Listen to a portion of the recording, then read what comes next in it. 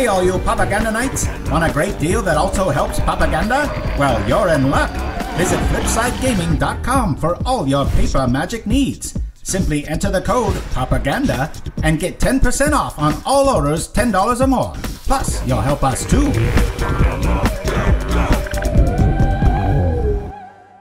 Greetings. Do you seek a world where the commonplace is rare and the unusual is everywhere? Then welcome to Pauperganda.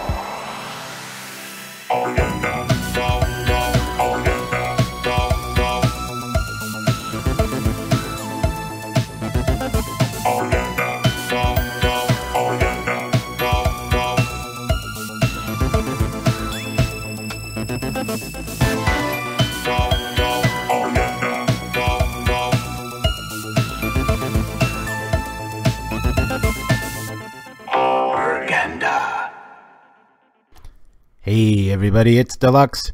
Checking my mic, making sure everything's all right. This time last week I was in Seattle. Shirazamon's in the house. Good to see you. Thank you for letting me know if, let me know if everything's sounding and looking good. So man, it's been a whirlwind, guys. Nimchimski's in the house. Good to see you. Congrats, Deluxe, says Nimchimski. Yeah, it could have been a little bit better, right? It was a little. If you guys are curious, I have a little breakdown for our first break of my Seattle adventures. And there were plenty of them. I had a great time, met some amazing community. Big shout out to MTG Bellingham crew, really cool Pauper scene. Ryan Roberts, I believe, was instrumental in, he made, and this is a really great idea for any of you out there who are frustrated at your local Pauper scene.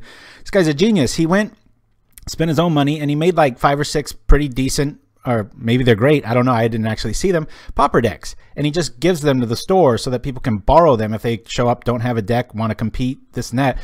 He blinks, a couple weeks go by, and all of a sudden 5, 6 people turns into like 20 or 30, and it's like a vibrant scene. So hats off to you. That was just an awesome a way of just, I don't know, I guess steering a local community, gaming, whatever. Great guys, got to meet a bunch of you out there, and yeah, we'll talk about more about it later. So oh, fell asleep. Yeah.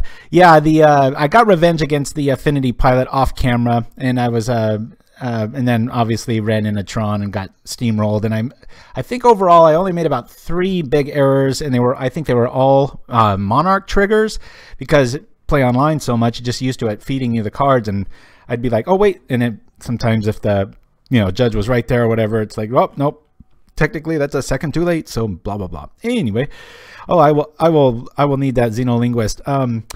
Anyway, so yeah, today is my oldest's birthday, really freaking me out. I have an 18-year-old son. It's crazy, and he loves slivers. So in a selfish homage to Magic and my son, I'm gonna play slivers today.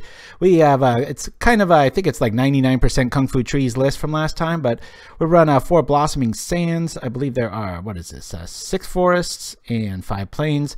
3 Expanse, just to really shore up the continuity of green and white mana, and 3 Thickets. We got 4 Slivers, of course they're Slivers, 4 Plated Slivers, 4 Sidewinders, 4 Mutagenic, 4 Adventurous Impulse. I really like this over the, what's the elf one where you go look for, 5 cards. That costs 3, takes an entire turn. This deck's really into getting those lords out and turning the game off as soon as possible. So this is just a 1 mana clutch spell. On turn 3 you can go find a lord and drop it. 4 Vines, 4 of the Poisonous Slivers, Predatory Sliver at 4, Muscle Sliver at 4, 1 Standard Bear sneaks in main, 4 Sinew Slivers, and 2 Journey to Nowheres. In our sideboard we got the other journeys, 2 of them, 2 more Standard Bears, really good against Tribe and such, 3 Gut Shots, 2 Young Wolf, 4 Scattershot, and 2 Relics. So anyway, oh, Thutmose High Priest, I'm actually going to try to build White Infect around that, because what creatures do you want back more than Infect creatures, I think. So it'll be interesting. I don't think it'll do that good. I might not have the balls to play it online, but that's where my first hunch is going with that. So anyway, without further ado, I'm going to try out another, been playing the competitive challenges personally, but for Pauperganda I try to do these friendly ones because I usually am so distracted that I tend to 4-1 is a great day, 3-2 is awesome, and blah blah blah. Anyway, if you remember the guy that made Bone Splitter, Odin, one of my old buddies, he sent me a cool sticker, the Odin Makes sticker, and also a very cool YouTube channel. There's this little hardcore pin that he sent out too. So if you guys are fans of his channel, awesome. Maybe you can order one. If not, I recommend you check it out. Odin Makes on YouTube. It's if you like cosplay or any of that stuff, guy is just amazing, super cool. Even if you don't like to build the stuff and you don't have a machine shop like me, it's just fun to watch it. It's almost like therapy and stuff. So very cool stuff. So anyway, yeah, travel preparations comes in and out of this. So it's I've been on the fence with the Thutmose High Priest. It's like you want to, what I do like is Mark of Fury, if you can bring that up. That with like flashback spells like Reckless Charge, I think if you made a Boros Infect list, I know it sounds crazy, and it probably is, it's probably garbage, but the ability for Mark of Fury to come back every single turn, I think that's pretty awesome. It's a pretty pretty relevant ability to have throw down like that. So yeah, let me I was thinking travel prep with the priest. That's a good one too. Yep. Yeah, but Mark of Fury, you're guaranteed it just keeps coming back. And then I was thinking, my first initiation was like, well, initiation. My first thought was that would be good for like a Rites of Initiation build, where you know you're kind of having all these things come up. But yeah, travel preps would be pretty good too. There's all kinds of stuff. There was where was it? Sorry if these rounds are going to take a while. If this continues to be a thing, we're going to probably have to enter challenges, and that's bad news for me because I don't want. I kind of like this casual atmosphere. I don't want to. Oh, and I messed around with MTG Arena for quite a bit. Actually, don't mind it as much as I did. I'm making like a White Weenie build and doing okay with it. But the Game Awards for Twitch were on just last night, and they announced something like $10 million in prizes going out for total prizes for the season starting, I think, in March. I don't know what that implies, if there's going to be a Pauper scene, but if there is, we're going to be there and we're going to try it out. So it'll be very cool. Thrill of the Hunt. Yeah, that's a good one too. Yeah. Darn.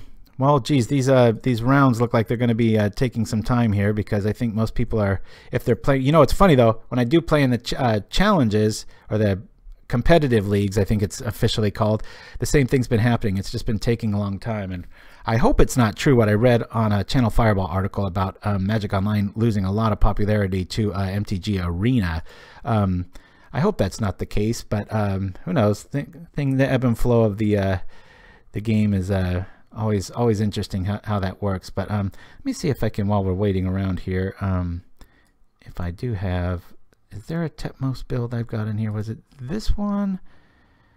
Yeah, I'm messing around a lot with Orm's Cure. I saw this at the I mean, I shared this with you quite a while ago. I mean, look, we got 68. This is just a template right now, but at the Seattle tournament, saw somebody finally running this, and I was like, I thought I was the only one that knew about this, but it was in their Slivers deck and really wrecking people, and just about everybody had to read it. So it made me start thinking about it. It's the nice free damage spell, the kind of a reverse fire blast for free, as long as you're running planes in the what do you call Magic Arena there. So yeah, it's weird, Shiraz. I haven't seen it because I never sell anything, but I've been hearing nothing but, like, you know, the price is just steadily going like that. So yeah, Wizards wants to draw the kids. Like, yeah, the flashy graphics do get a little irritating to me sometimes. I'm a little against them, but you get used to them. Yeah, this High Priest, I don't know if it's going to be worth its weight here. I wish it was when it came into play too, so that things like Unearth would happen. But just trying to find any sort of reusable spell that you could just keep going over and over and over again. I mean, you could even probably heck, you could probably lava dart it or flame jab it if you needed to in a pinch. But I was just thinking, you know, how many times do you want to get back a 2 or less creature? And I was thinking, well, most of the infect creatures are that way, so you might be able to make a toolbox of it. I don't know. I don't think it's going to be worth it in the end when you add up everything, and you know what, you're trying to infect somebody and you're implying that everything's going to be dying in the yard. But I think if you ran like Faithless Looting and such, and you were able to churn stuff through, you might be able to keep enough board presence up. Maybe things like Madcap Skills would be there and stuff like that. So yeah, the esports angle I was noticing last night is kind of the way things are rolling out with that. So my goodness, guys, this is getting pretty crazy here. I think might have to come up with a plan B if this keeps taking this long. This is craziness. In the meantime, we'll I guess keep discussing. What else was I going to do? Yeah, Gond hasn't been everywhere. I've been really surprised Rally Gond hasn't. It's one of those decks, I think Rally Gond shows up when somebody has the balls to play it and they play it well, and then everybody's like, oh yeah, we can play that again, and then it disappears for a while. So last week a streamer waited for 12 minutes before getting a match. Yikes. Oh my gosh. Yeah, well, we just got a new house, so we're gonna the very beginning show, next week's show will be the last one from this house, and then I've got the winter break scheduled, and then I think we'll be up online, what is it, January 4th or 5th or whatever that Friday is. There's a slight chance, you know, if something goes wrong with our internet at the new house, that I won't be able to do it. But heck, if times are taking this long, maybe I will take it off, but we'll see. Anyway. Yes, SRS Business 42, good to see you. Hopefully somebody will jump in here and I'll get that little notification.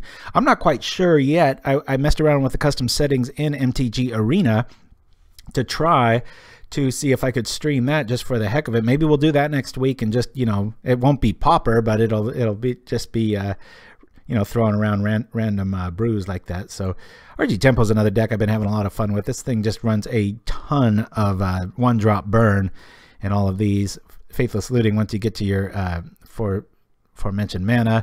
I'm only running one Sylvan Ranger now. The Cathartic Reunion is Nod to the Boros Bully.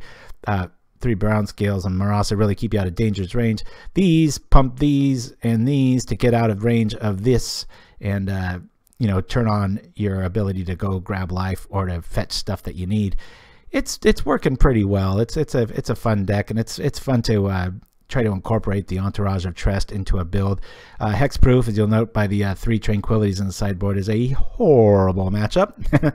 Thus why we are running these. So yeah, if this gets to about 15 minutes, guys, we might turn it into a community thing and just go, so that it's not just some boring show. But we're in the let's see what it's at now, 7.5. Boy, you know, I hate to do this because I would love for the what do you call that, you know, the sky is falling, the Chicken Little scenario. I would love for that to be false and just boom, things are firing, we don't notice it. But I have noticed it in about the last 2 weeks, and last week I didn't play much because I was in Seattle and doing all my shenanigans there. So yeah, I'm afraid to leave and rejoin just because there might be some algorithm that's putting me in some priority or something where it'll put me off against anybody there, but who knows. Yeah, there was a player called Tarpit Shaman that used to have a deck. I modified it to fit the current metagame now, but you know, once you look at this shouldn't, any old timer will notice this list with the old Momentary Blink and the flying arsenal of Rift Watchers, Pestermites, Ninjas, and Mold Drifters. It's like, well, why not play this now? Well, because of a little thing called Ghostly Flicker and Gush. It's just it's not as good as it could be or used to be or whatnot, but it's got, Azorius always has a lot of nice options for all these things. So yeah, you know what I'm going to do, guys, I'm going to show you while we're waiting. I'm just going to roll to the first break and pretend that our opponent's here, because I want to show you this cool little trip to Seattle. I put together a little thing, so hopefully nobody shows up the second I press this, but enjoy. This is my little adventure in Seattle.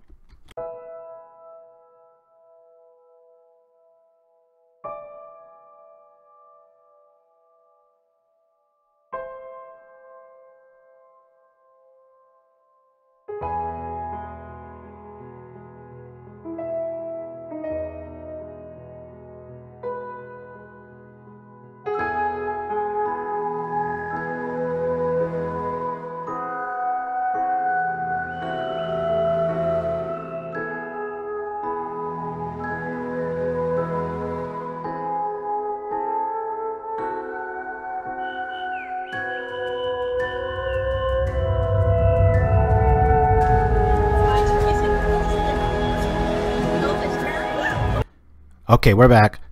I'll show you that again, I promise. But we've got, hopefully, a victim. Let's do this. Keep Aeokus in the house. Sorry about cutting that off. We will repeat it. We got 2 lands here. I'm going to keep this with 2 lords. Bit of a slow roll here. Looks like we might be up against Burn, but hey, I'm going to be happy that our opponent showed up. The song continues. Yes. Yeah, I've got my buddies. Oh, this is the tokens build. I better get after this quick. I think the last time we faced this, we lost. The time before that, we won. Aeokus has that, I think it's a Rakdos tokens build, if I'm not mistaken, or memory goes.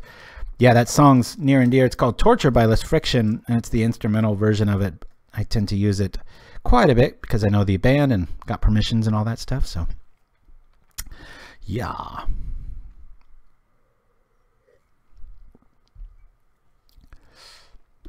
Yeah, we're going to be out of options here if we don't... ooh, goblins. You know what? I almost ran goblins today.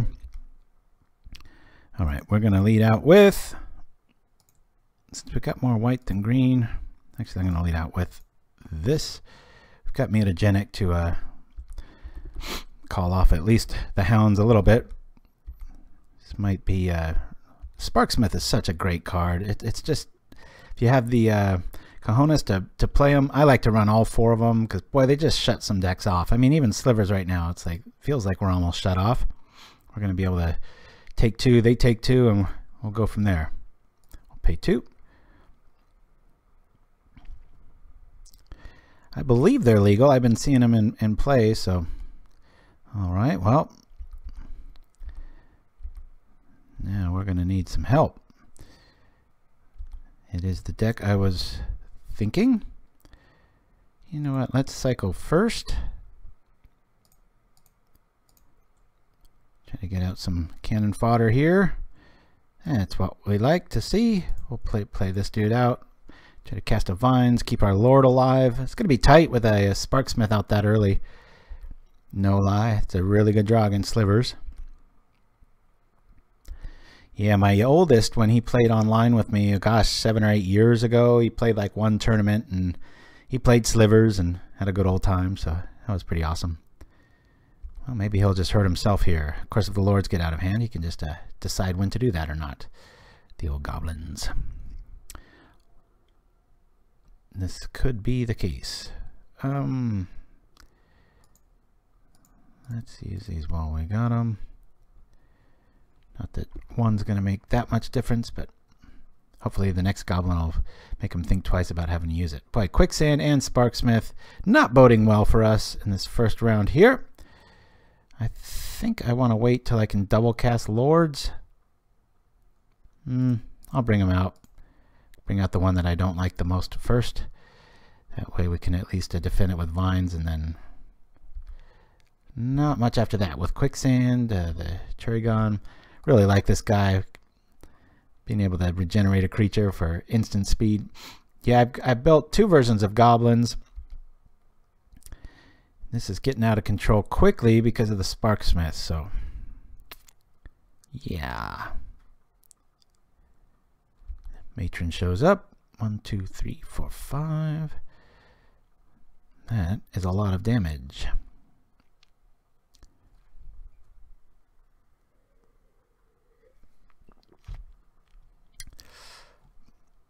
Let's give this a go. Using up our Vines, but each activation of the Sparksmith is going to require a super sack or a lot of damage coming through. Alright. I'm not going to sit here and look at them. Might as well play them. Here we are. So some of these are going to be sacked.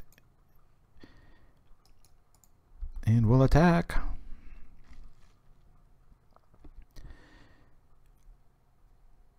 Cut down some of these numbers. Fortunately, that's going to turn on the Sparksmith pretty relevantly.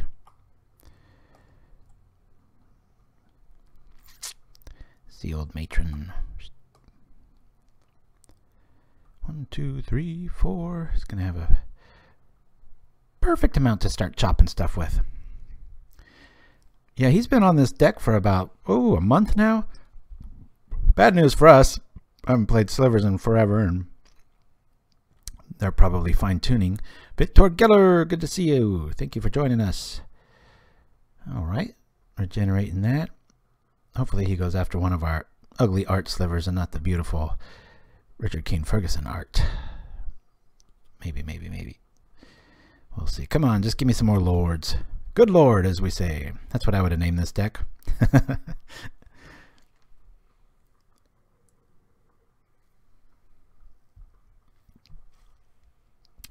Yeah, I'm rocking the whole winter vibe. I got PJs on, sweater on, hood on. It's pretty darn cold in this neck of the woods. I know a lot of you are rolling your eyes thinking how cold can LA get, but Tell you, when those ocean winds come in and it just finished raining and it cleans the city off, it can get pretty chilly in the mornings. So one of those cool mornings where you get all ready and then you jump right back into your pajamas and slippers. Good times. I have barely felt any impact from UMA Online. I sure have. Well, not so much an impact of that. You're right. Yeah, I haven't barely felt any either. I think Fire Ice is going to fight to have a bit of a home there. I'm not quite sure. Good, great card, but oh boy, right when I didn't need it. I don't think we can get past this. This isn't really going to do us any good, but we don't really have any discard outlets. I'm just going to play it for the life. If I attack here, he can just set Quicksand block. He can get unruly with the Sparksmith, and we can... I just don't see us winning this first game. Turn 2 Sparksmith, very, very nuts. When I was teaching my youngest how to play Magic, he wanted to cut Sparksmith because he liked goblins, and he was like, I don't want to take damage. But then I showed him one game, we rewound, and we were like, pretend this was the Sparksmith. It was like, you know, see, you would have won with 7 life, which is still winning. It's much different. All right, to block or not to block, he can sacrifice a whole lot of stuff. We're going to let him. He can't untap, thankfully. He can do just about everything else with goblins, but that was a very measured play. Kind of scary what's in his hand if he doesn't want to sack that to the Mog War Marshal. I sure would have. Here we are. The Lords. Good Lord, here they come. Problem is, we attack, he multiple blocks, cuts down his goblins, which is normally a problem, but it isn't, because then he can save life, activate Sparksmith, and then, yeah, things don't feel as good. Yep, it would be nice if we drew one of our 4 flankers, but right now, I could still technically block. The regeneration machine shows up. Goblin count's going to be high enough to be able to still pick off some lords. Yeah, I got to get more familiar with MTG Arena and learn how to maybe slow down or turn off some of those animations. Some of them I really like. I have to admit, it grew on me a little bit. I'm a bit of an old man when I was looking at it, just so like, you know, it's like, God damn it, just let me focus on the game, and I don't need to see all this, you know, explosions and you know, sound effects going around and stuff. But for what it was, I was having a pretty good time. I cut the curve and a few other things. So let's see. He's got to pay 6 to start killing lords. That doesn't feel too bad, but I think we're pretty dead here if he yep, here they come.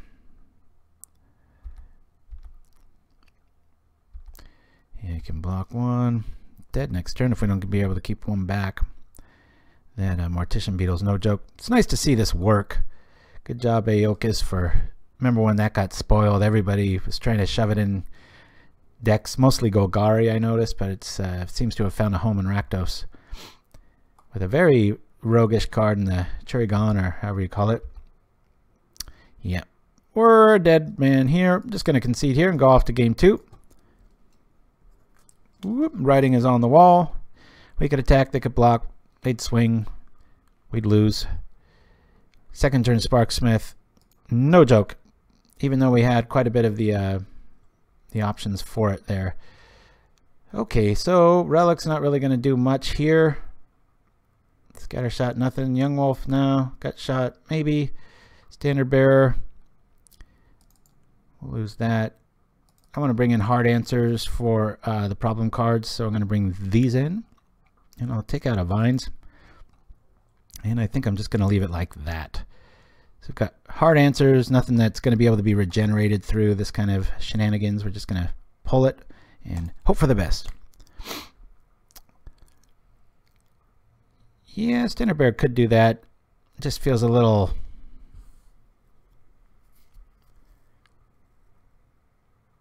Had 1 main.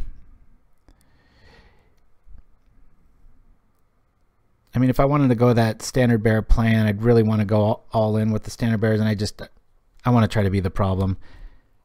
Opponent got a wee bit lucky having the turn 2 Sparksmith there. I mean, that really held us in check.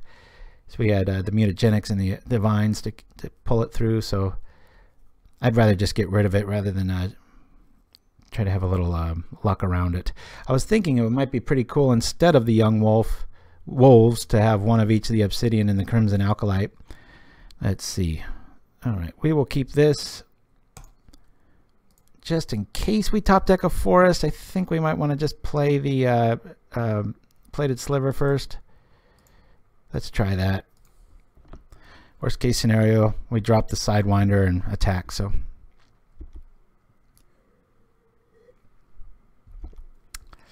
yeah.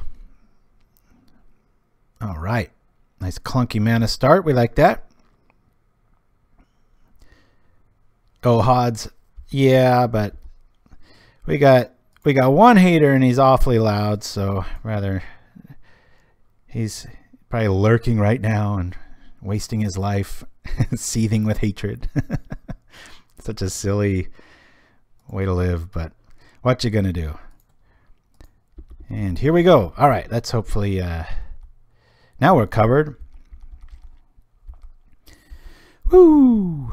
Yeah, man, I can't get over how cool Seattle was. I want to live in that little town. I was it's like a little sub-town outside of Seattle, or inside of Seattle, called Ballard, and man, I cannot express how insane that store was. Like I said, I wanted it to just be amazing, and it was 10 times better than I thought it was. If you guys saw my YouTube video, I'm going to post another one, the one that I just rolled to. It's just a quick little collage. From the moment I started, my son was like, "Dad, you ought to take pictures like every 2 hours of what you're doing." And I'm like, "Oh, that's cool." So I just threw those together in a bit of a slideshow for anybody bored or curious that wants to watch it.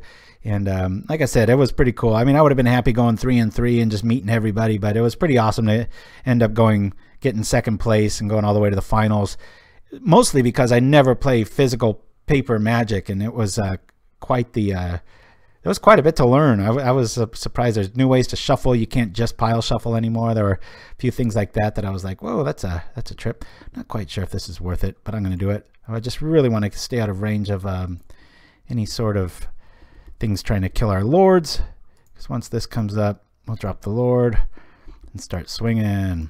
Unless he's got Flame Slash, looks like we might be able to pull this one off. Quit it with the basically. Darn it, you guys. If basically was a spell, I wonder what it would do. It would, what, turn a common into a basic plains, or a little too on the nose maybe?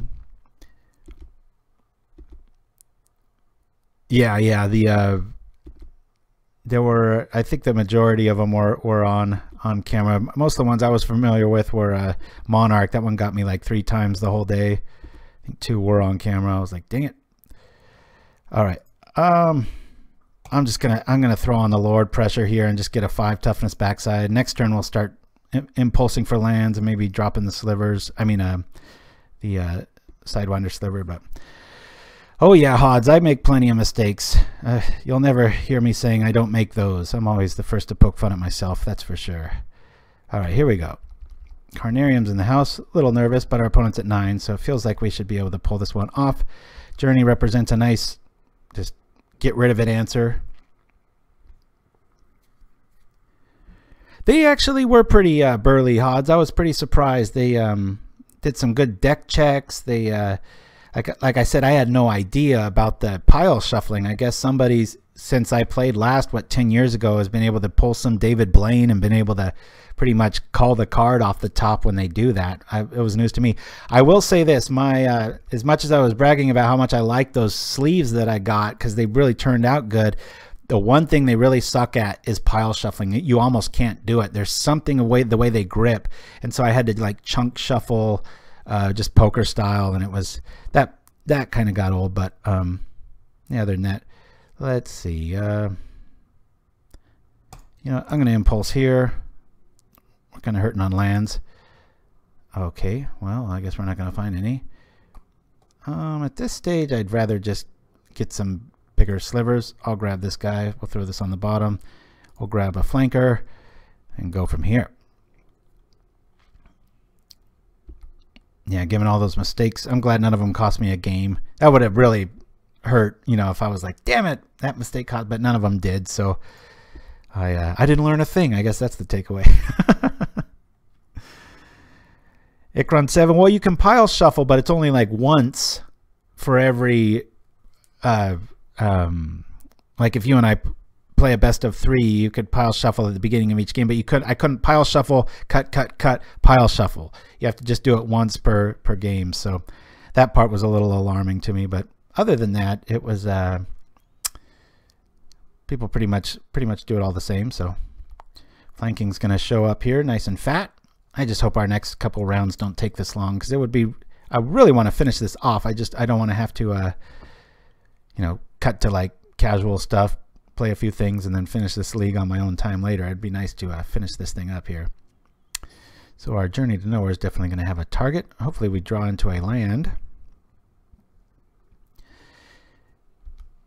Yeah, well, my Matador Actual, that was news to me. I didn't know anything about it, and I was under the impression of like, because you know, I just do it randomly. I don't. It's not like you're counting exact cards or whatever like that. So I don't know. Strange events. All right, we're gonna have double flanking. If I have anything to say about it, another Lord. Hopefully we just draw into another basic plane or something. That's kind of what I was stuck doing too, Shirazman, just the riffle cut. I'd present my deck to the opponent. They try to, you'd see them try to riffle sometimes, and it was like they end up having to do the same thing. So that's one thing I'd probably change, but it was worth it for the artistic effect. It was pretty cool seeing those sleeves on camera. It's like definitely 1 of 1 on this. Yikes! A little late for the Frankenwrath, but you never know with this deck. All right, let us. Which shall we journey to nowhere, do you think? We could lord it and attack it. I think we just lord it up. I'll just give him what he knows. Sees. Bring this in here. We'll attack. Slivers did represent I forget the player's name. Acton, I think. It started with an A. It was a real cool guy I met. He did pretty well with Slivers.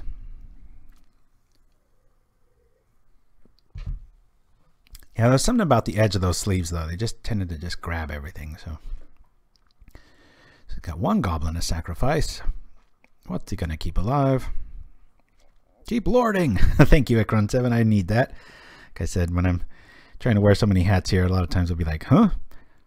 Pretty nice spot to be in. I mean, if you're going to be screwed, we've got just enough access to each color, and yet another reason why I prefer Impulse over, what's the one? Lead the Stampede. That's the one most people tend to put in this. And I don't think it's wrong. I just think Kung Fu Trees really had it nailed when he did it this way. Yeah, quick fix, or go find that Lord or that second poison dude to just really crunch those numbers together. Good times. Yeah, I was trying to make a different take on goblins with the Hordling Outburst, and if you can bring up in the chat there, Shiraz, Goblin Lookout. I think 2 or maybe even 3 of those is pretty awesome in a deck. Just gonna sacrifice this, kill that, do this, eat that. Pretty awesome when you're just every card is getting you 2 or 3 tokens. And then, you know, impact tremors, of course. So it has that ability to turn on, what do you call, early bushwhackers. And if those don't show up, then you just pick them apart with impact tremors or trip in your Goblin Lookout. So pretty cool. All right, 1 and 1. Weird draws. He had a perfect Sparksmith draw. Game 1, we get kind of screwed game 2, but it lets us power out some Lords, so at least we're not going to get swept. Considering that Standard Bearer, still don't really, not too big of a fan, just the amount of removal they're going to have. I'm liking what we got. I might have been able to pull the trigger on Journey to Nowhere a little bit sooner. Well, let's go. And a Relic, believe it or not, I wouldn't bring it in against the Dimir deck. I don't think it really works that well against it at all. They have priority, and they just get there. But I do like it against, is it Delver, because they're going to bring in their Sandstorms and go from that. Ooh. Mana is good, but we got one Sliver. I think we ship this, guys. I mean, we've got a Journey, which is nice. But we've seen a Lightning Bolt, and a Mutagenic's not going to save that. I'm going to ship this. Does anybody disagree? Anybody? Got plenty of time here. Yeah, I know. 17 Lords to draw. Sounds like some Christmas song from Sweden. I need some group therapy here. Anybody agreeing with me here? Keep, says Nimchimsky. Interesting. Yeah, I think I'd mull. All right, 50-50. Anyone else? Sorry for the pouring sound effects in the background. I'm trying not to trying to use my mug and not have some product placement. Wouldn't that be epic? Coke sponsored. I think I'm going to ship this. I can't win with this without drawing like Lord, Lord, Lord. Flanking is good, but all right. I'm going to mulligan. Now I'll keep this. Keep. There's a Lord. We'll throw that on top. Hiya. And lead with the sands. Drop the forest. Follow up with Lord. Okay. Another kind of clunky beginning there, but we'll take it. What's better than one flanker? 3 slivers. Good times. So yeah, like I said, I'll roll back to that little picture collage. Like I said, I knew that was going to be the thing. And 7 minutes of drooling at the camera, and then I roll to commercial, and within 20 seconds, the person shows up. This is how it goes. Hodds, I totally agree with you. I've been, yeah, I went all the way down that path. I think Macabre is needed often, depending on the matchup, not against Dimir, but with Dimir, it's like, I don't even bring in Graveyard Hate. It's just so backwards. Well, I could play a Lord, which is probably going to get fire roasted, or I can get my mana right and maybe try to eat some removal with this Plated Sliver, which is going to be my plan of attack. Then I can just drop ad nauseum after that. But yeah, so like you drop your Relic. I mean, if you have like double Relic in your first 2 turns, then you're gonna shove off the inevitable like 2 or 3 turns, and that's 2 cards that, I mean, it's like double mulliganing, and then you're still not really out of the woods. It just doesn't really work that well. Now, if you see some Knot of the Bone deck or Tortured Existence or something like that, then of course. But all right, now then, I think we're going to. Let's I really want to get rid of that Cherrygon. I'm going to drop this right away this time. I don't want him to get out of control with who's coming through. We could put this on that. He's going to probably trip it. If I do the beetle, nah. We're going to rock the goblin here. Joe ST42. I don't think that's a common. Yes. Sod's Law. Very nice. Keeping it relevant, baby. All right. Well, it'd be nice if we could get that back, but we've got Lords. I'm going to drop this. He's got a regeneration shield, so it doesn't really make sense to attack. We'll pull back. Now we can impulse for something, maybe a double Lord. Come on, Lightning Bolt, show up. Pretend we don't have Lords. Good Lord. There's a Matron. Be nice if we ran Skyfisher or something that could bring it up. Yeah, even against Boros, it's not that when I'd have it played on me, it was the same sort of thing. It was like, I can choose when I do this. It doesn't really go down that way. Well, this will be a double block if he comes. All right. Ooh, I like seeing that. I am going to impulse here in case we get like a poisonous critter or one of these. Ooh. Lord or another flanker. Ooh-wee. Do we go flanker?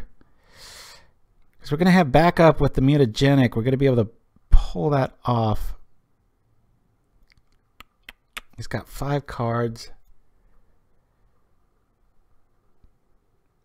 Do we go Lord? Let's go Lord. Any order. We'll play this. We'll drop the Lord. The Lord of Love. Yeah, and that's a tough conclusion to come to, I think. Just on paper, you look at it and you're like, yeah, I need this. And it's, I can't tell you how many times, you know, I start going off and I'll throw Battle Screech in the yard and I'll flash it back. And then, you know, by the time they respond, it's like, okay, yeah, eat a mountain. It's like, as an opponent, I'm like, I'm glad that took you an entire draw and a play and a card to bring it out there. Now, again, you know, if it's first turn, it can be a pain in the butt depending on your draw, but it seems like every other time they have it first turn, it ends up not being that big of a deal because you've got other weapons. So, all right, Mortician Beetles are getting a little scary. Need another journey. We've got Mutagenic Tricks. Hey, better lucky than good. Let's do this. I think we should attack first, eh? Let's do that. Attack.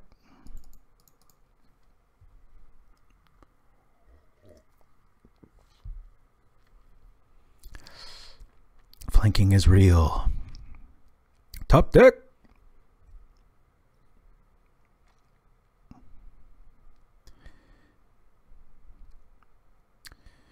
Alrighty.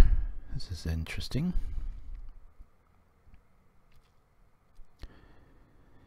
Sack to the one, kill the other. Flank, flank. Dead meat. These dudes are going to get pretty big. Are they going to get Lord big? Probably.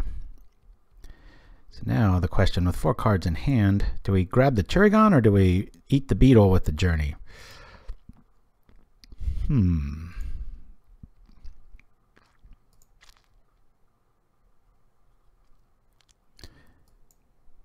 What do you guys vote?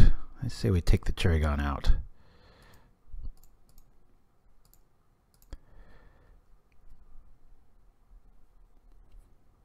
That'll be a 4/4.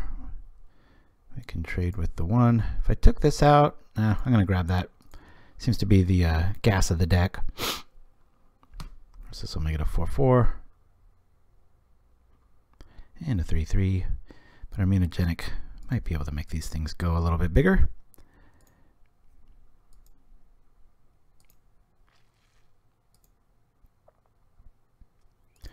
The fuel is gone. 14 to 22. We're feeling all right. I think he's got to play a little bit of defense here. It's funny, whenever I see a black creature, I always think like, those can't block, because I'm so used to just seeing Carrion Feeder when I see a 1-drop. Gotta get used to this Mortician Beetle, though. Beetles. All the scientists I hear of always, oh, he's gonna go get another one, are always talking about how, I think that's like the most numerous creature on planet Earth. Out comes another Cherrygon. For next turn, anyway. We will attack. Alrighty. We're attacking.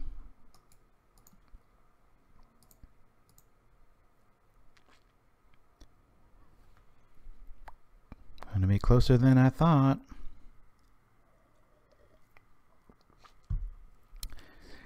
That's 12, and this will be 14. He doesn't want to block. Okay.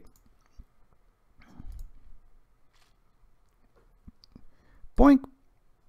Did we pull it off? Yay! All right. Win against Aoka. So that puts us 2-1 against this deck. I'm sure it's gotten a little bit better, but I'm sure he didn't plan on running into Slivers to boot. So good times. All right, let's just jump right in here, and hopefully we run right into somebody else. Otherwise, I will have to take aforementioned break. So we'll see how that goes. Yeah. Anyway, so yeah, if you get a chance, I mean, it is, how silly was that, right? Spending, actually, it was funny. I flew to Seattle for like $80, the cab ride from the airport to Card Kingdom was like $55. I was like, geez.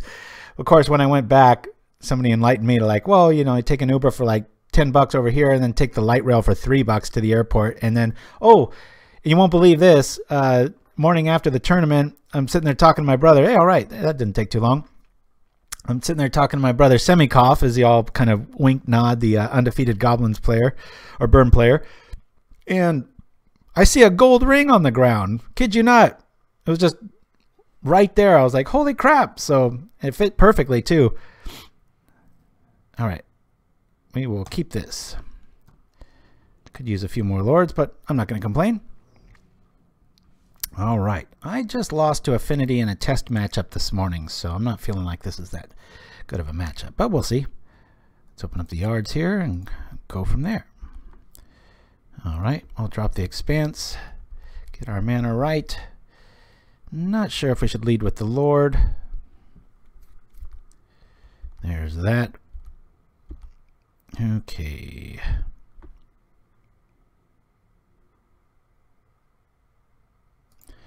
I think we're going to do more damage if we lead with, yeah, we'll drop the Lord.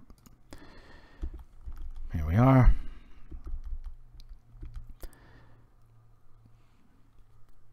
Looks like we're going to be taking 4. The Rakdos Goblin deck Aoka's played seems like a fun deck. Yeah, my first impression would just be, I think all I would be able to do is go to Goldfish and look for it. Hopefully he's placed with it recently, or message him. But yeah, I don't have any immediate access to it. Ooh, big old dudes coming down. All right. Next turn we'll block. I don't think we're going to be attacking. Okay, 1, 2, 3. Let's pull this dude out. That'll get us out of trouble mana. I can cycle that. We'll have a 5. Yeah, let's just hold off.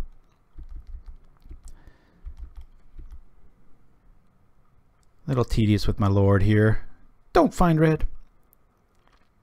Have to read that later. Sorry against.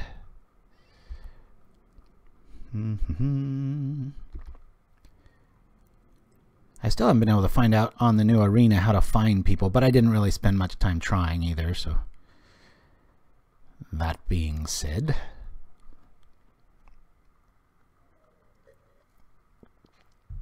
yeah, Cherry Gun's awesome tech. Love it. All right.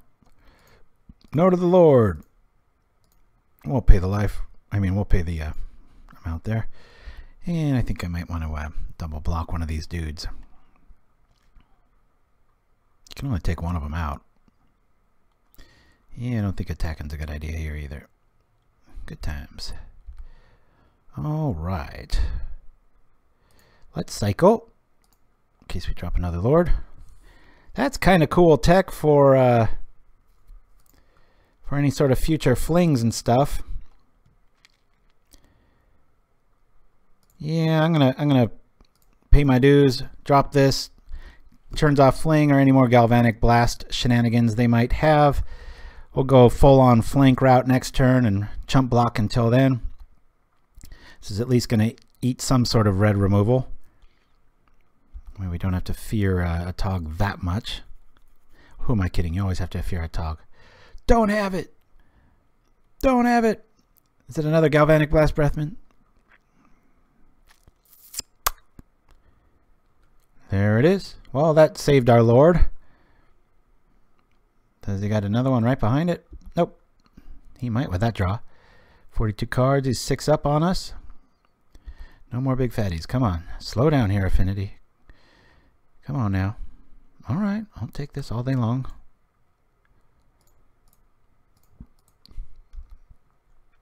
I'll rock this. Can't keep taking 8 indefinitely here. All right, Lord time, flanking time.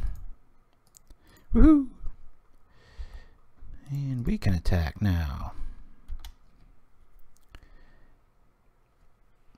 That is a lot of flanking. These slivers are running all over the place. It's like the original Aliens, and they're scampering on the floor and all these weird wires and tendrils slapping around. Yeah. Ooh. Hopefully they don't know it stacks. I love, sometimes you can dig with Adventurous Impulse, like the person's at like 30 life, but they're at like 8 poison counters, and you've got just enough attacks, and you're like, yeah, I gotcha. Gonna go right on through.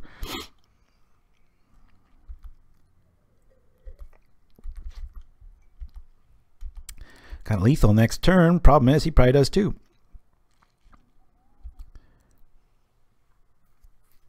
Sacrifice a Lord. 2 blasts down. I'd like to say it's pretty rare that he's got another blast in hand, but we all know it's probably there, being that it's affinity.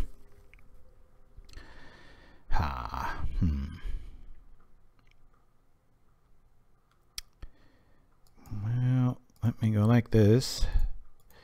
If I do this and he blasts one, I am in deep crap, because that'll be a 3 for 4.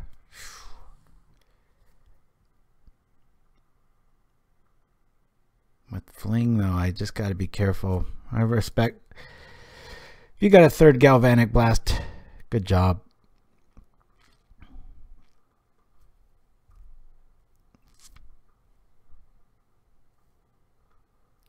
Let's see what it is. Is it a Fling of some sort? Yeah, he's going to Fling. Well, regardless, we still keep quite a few of our dudes. We get rid of one of their main kill cards and one of their main creatures. Lose a Lord.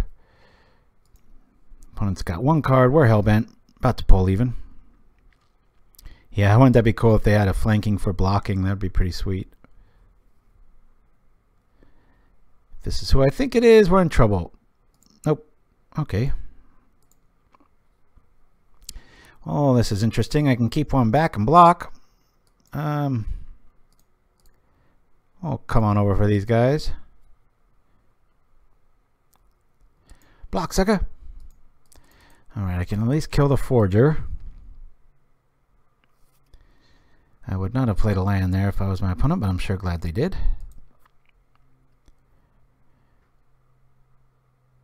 I'm going to cast Vines before I block. No, that doesn't make sense, does it? I'm going to lose it either way. We'll block here. Say okay. Drop green, green. Cast this, make it a 5/5. Hopefully it lives. Yippee! We take 3. Precariously low life totals. Come on, Lord. Show me a Lord. Alright. It's a Lord. Thank the Lord.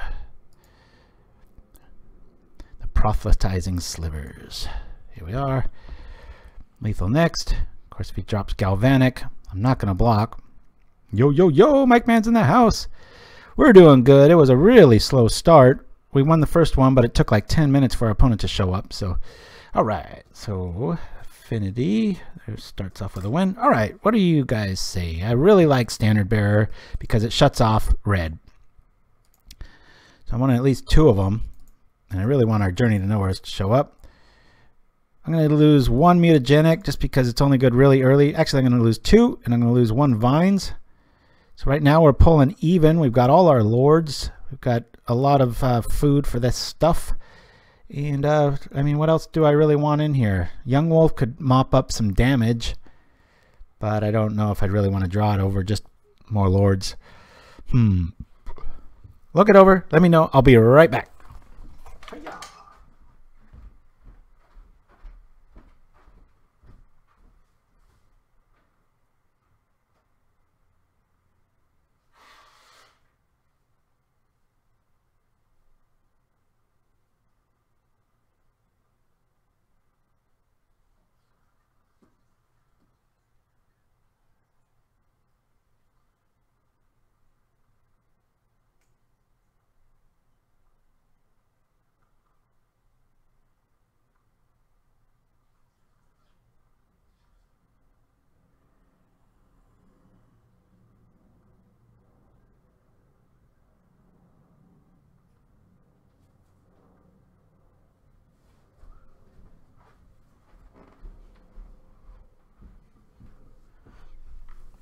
Alrighty, we are back.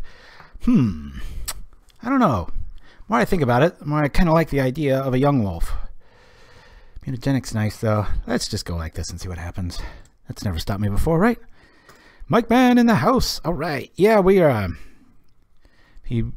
Were living under a rock last week. I was up in Seattle competing in Rags to Riches. It's always been a little cheesy, nerdy Pauper dream of mine, and it finally came true. So I was just very stoked that that all went through, and ended up in second place. So that was much better than I could have ever hoped. We will keep this. We've got a Lord. We've got a Journey. I'm liking this deck. It's feeling like it's liking me today. We'll see. Famous last words. But yeah, so yeah, this card kingdom, by the way, guys, insane, right? So I'm in there the night before, and you know, I need some Pyroblasts. I think a few Journey to Nowheres, some matching lands and whatnot. And so I asked the guy, oh, how do I do this? He goes, oh, all these little computer stations are just hidden throughout the store. And I enter the thing, and he goes, yeah, just click this button, and you know, they'll have it at the front of the store for in-store pickup. And I'm like, okay. And then like 2 seconds later, I hear this, you know, it's like, order for Adrian. I'm like, what? And this guy comes out all professional, hands me this little plastic case, and it's got everything all alphabetized and perfectly in there, like the thing that I just hit send order like a second ago. Really blew me away. That was a trip. All right, so I'm gonna do a double white here. We're gonna lead off with these guys just so we can do more math when we drop the Lord next turn, and hopefully we might be able to drop a Vines behind it to protect it against Galvanic Blast and such. But yikes, they're really drawing a lot of cards here. Let's hope we get off quick. Whew. Ran into foil a few times. Yikes. Well, we're going to want to journey one of those. I don't know if it takes precedent over the Lord, though. Ooh, that sucks. Well, there goes our team. He's going to sack, and we're dead. I was afraid of that.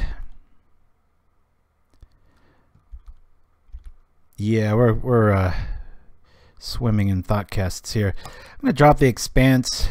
Hopefully I can get him to trip one of these sooner than later. I mean, I guess we could take the Shaman out now. It's just, I feel like we die if we do that. Decision time. I grab Shaman. It's just a dead Journey. He loses what? A star, draws a card and a seat, and then we're taking like 8 a turn. But I really think that might be the only way out. If we grab an Enforcer, he still has his hand on the trigger there. What's the vote here, guys? I think we got to bite the bullet and go Shaman and just take like 16 and hope we just draw heavy Lords and like maybe a Vines. I mean, we're dead to Shaman activation. We can't just let it just sit out there. This is when you guys go quiet. You come on, guys. You can trip Shaman multiple times with trigger on the stack like Crypt Rats. I believe you can, yeah, just because of the colon there. I'm gonna grab the dude. He's got it. I'm forcing him to do it now. Doesn't get so much value out of it. Still probably a losing proposition for us. Yep, he's going to get to draw a card. I just wish we had a way to just put on 2 damage just to kill one of those Enforcers, but he's probably going to throw a seat behind it. No, interesting. I would have thrown a seat out. All right. Well, there goes our team. We're going to take a big old fat 8. God, I wish this still went down, or he did it before I chose the target. That would have been nice, but we're going to have access to 4 mana next turn. Problem is, we're going to have to take like 16 to make this thing turn around. And with 2 thought casts and its star trigger, it's not looking good here, folks. But bam, here comes 18. This is, I'll let you in on a little secret about Boros Bully. It hates Mer Enforcers, mostly because they're colorless. Wow, he must really need red. I'm very glad. A free Fire Blast prevented. Oop, here it comes again. All right. Well, that's a bummer, isn't it?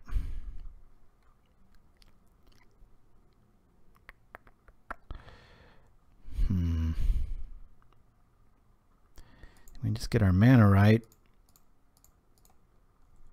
We'll just put up a speed bump there for our next one. Hopefully we draw into another journey. Then we can double Lord. Plan's still in effect, but it's getting, the tunnel is getting further and further. The exit, I should say, is getting very far away. I will block this. Boop. Instead of taking 16, we just took 8 over the next 2 turns. That didn't turn out too bad. What is this new devilry? Let's get the Battle Rage rocking here.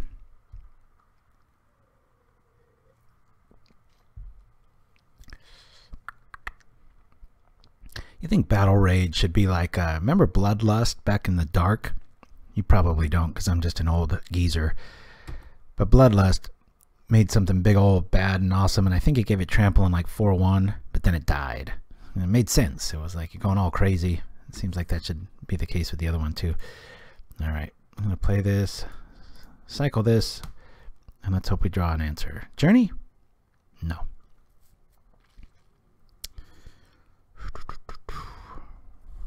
Don't really see many outs here.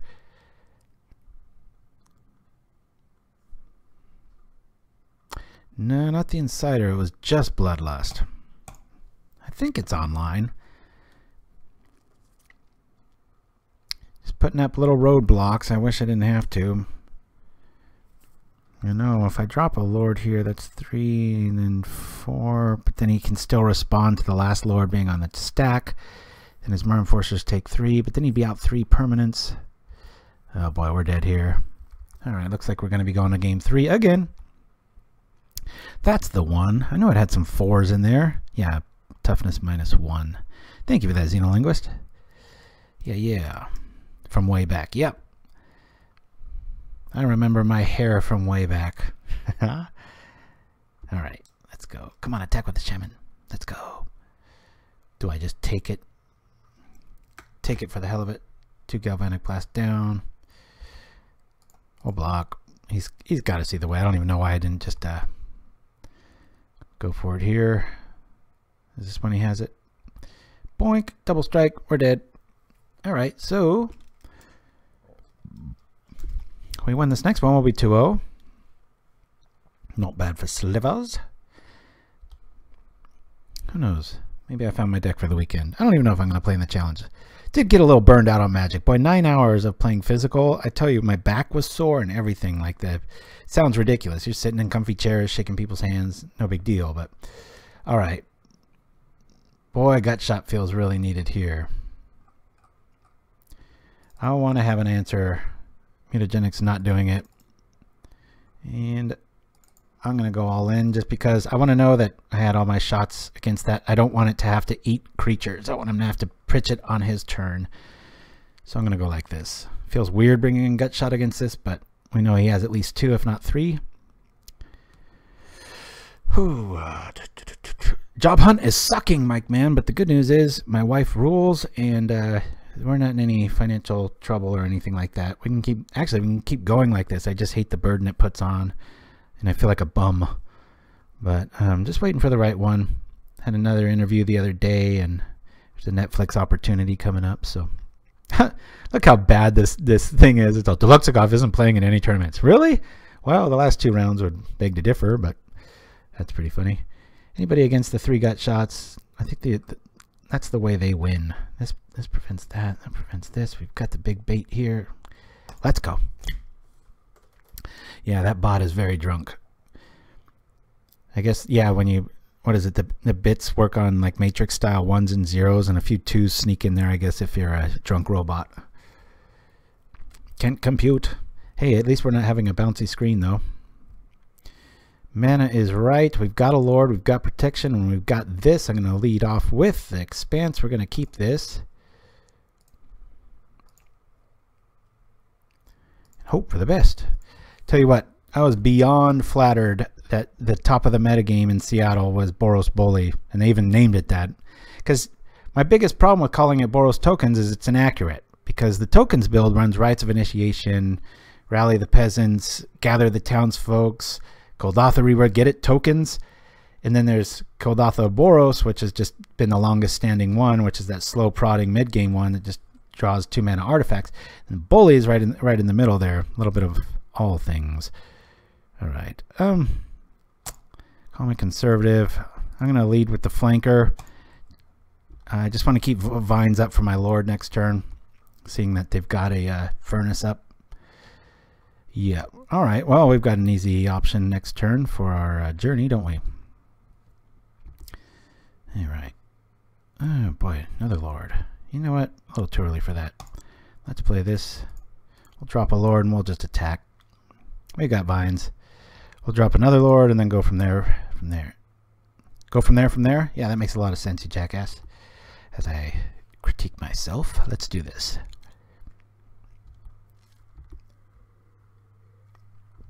Yeah, the flight there was awesome, and then the flight back sucked.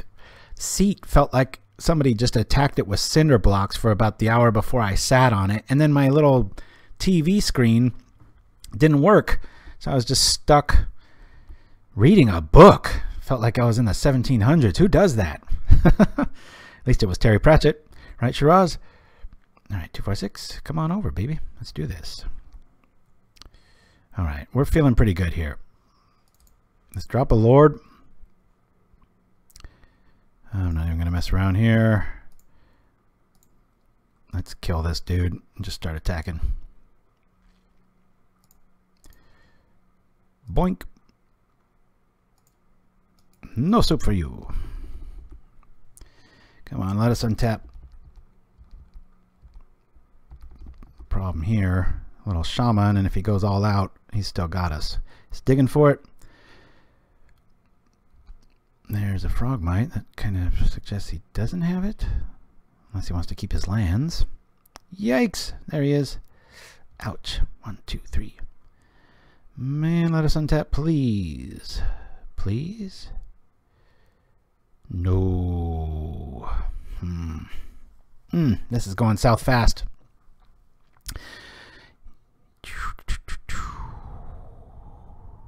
Okay. Well, little error there. I see that happen a lot. Unless he can follow it up with like a volley or something.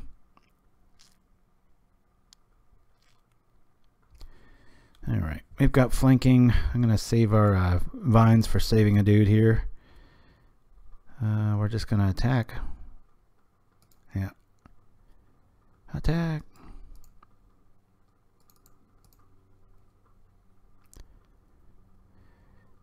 Yeah, my youngest has that on Switch. Something Isaac Afterbirth or some gross play on words like that. Trying to keep our lord alive here. Might want to have tripped that. I'm not sure. This is feeling like it's anybody's game.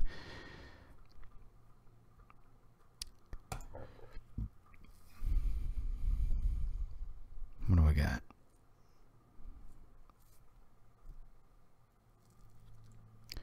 Down he comes. Okay, well, at least we have a response this time. Let's make him do it on his turn or mine.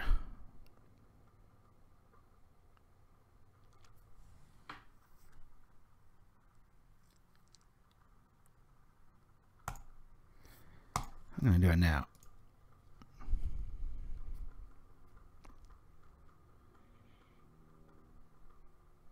I think our opponent F6 themselves there, unless they have some other answers. I'll keep this up. We'll go for the best here. Attack!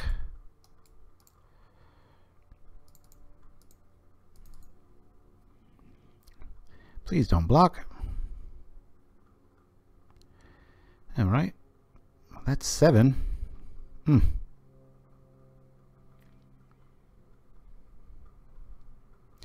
Flanking shows up. It's going to cost him 2 artifacts to keep this in combat. Let's see if he does it. Will the Lord live through? It will. It's a 4. Let's see if he wants to keep it alive now. Boink. Take that. Bam.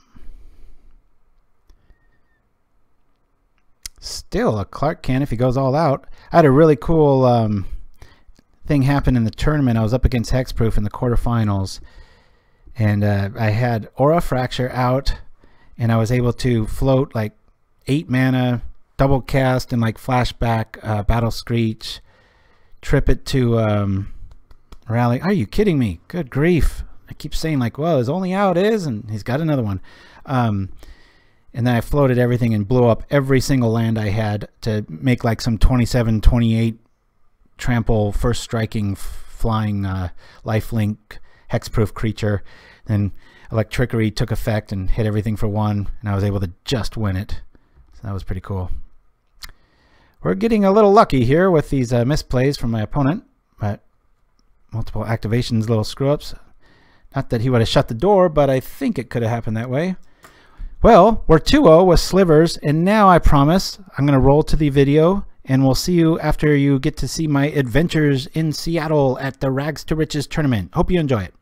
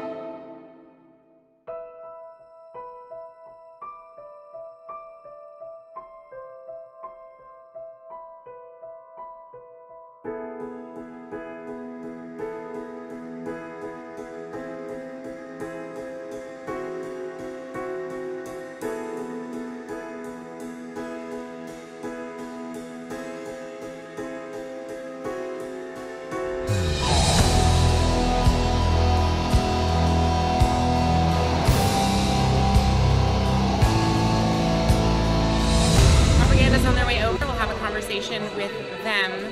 Currently 3-1-1, so have access to a win and in. Not quite in the top 8, but have been doing well with the deck that they have been pioneering. Right.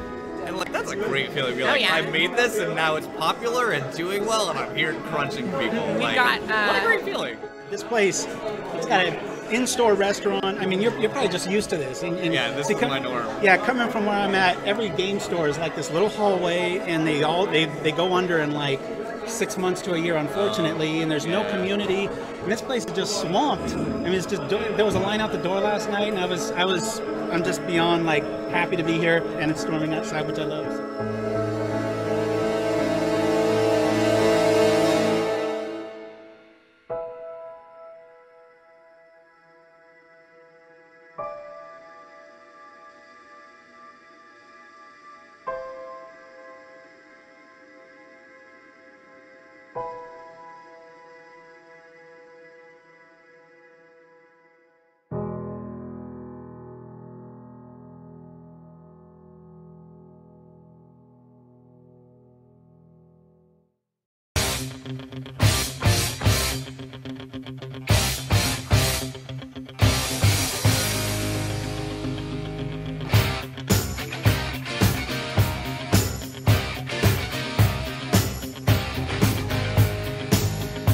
If you've been arrested, damaged, or countered, call the experienced attorneys at Jace, Gideon, and Vincer. Our lawyers specialize in Azorius law and will fight to give you the justice you deserve. Call 1-800-296-7487 for a free consultation. Even if you've manned a vehicle while hybridizing, our attorneys are on the stack 24 hours a day. Goblin, Fairy, Soldier, or Mirror, call Jace, Gideon, and Vincer. Jace, Gideon, and Vincer. Call today. Daddy,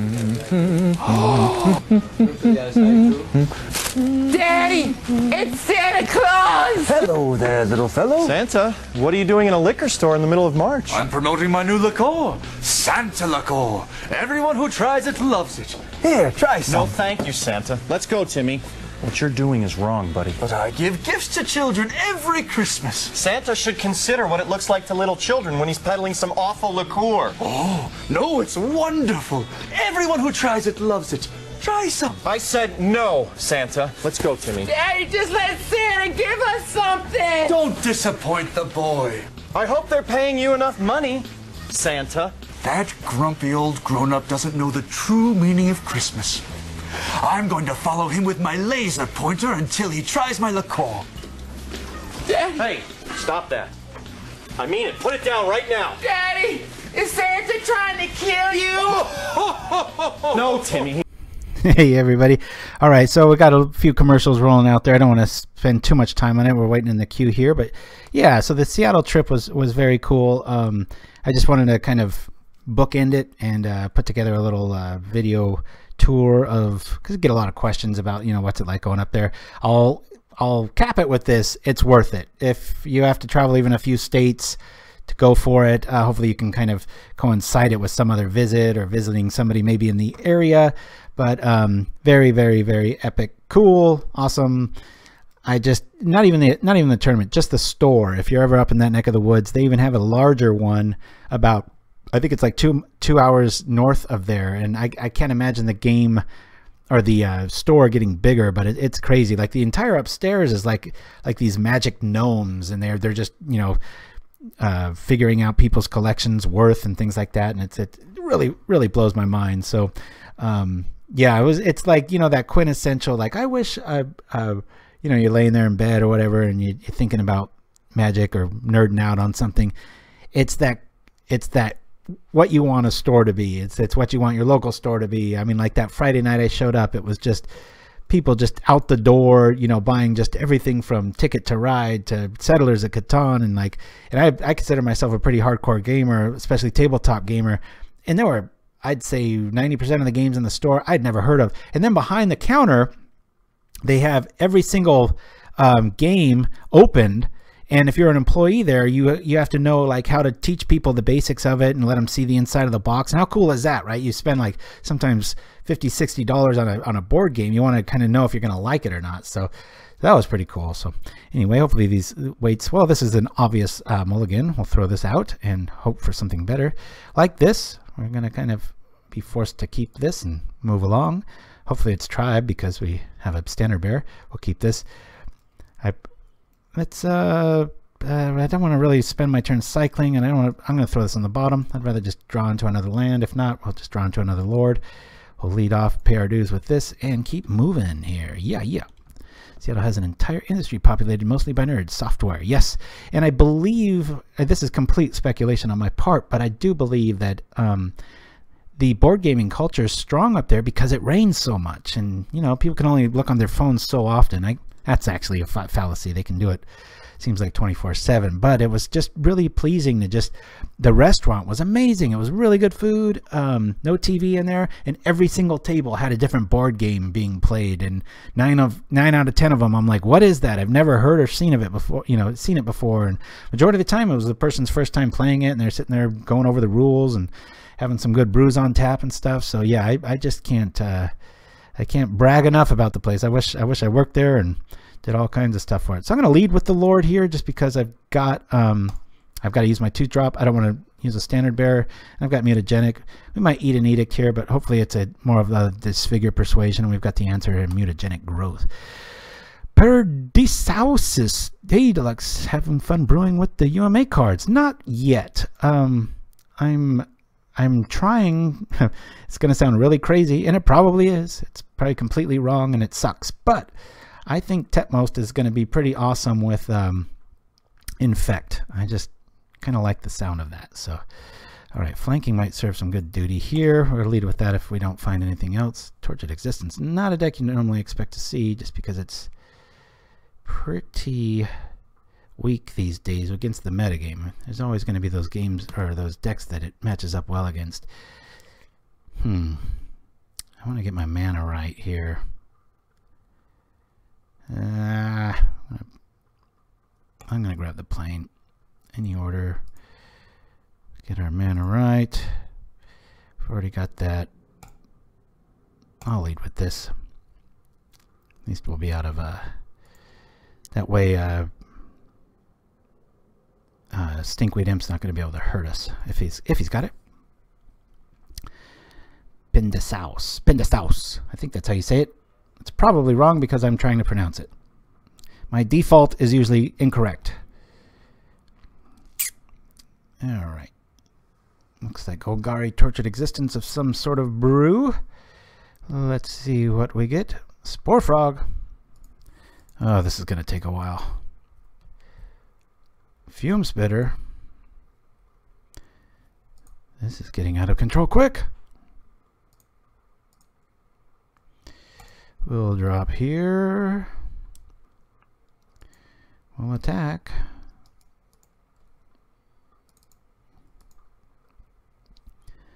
Not that a lot of these are going to do much good. Okay. Flanking shows up. He's going to put the counter on that. Alright. That sucks. It'll probably come back. And yeah. Here we are. I'll lead with this. Let's get out of hand. Got a pretty defensive board with Spore Frog, Recursion, and Fume Spitter being able to kind of nibble apart our lords. Not feeling very good. Creature or enchantment. Let's see what we can see.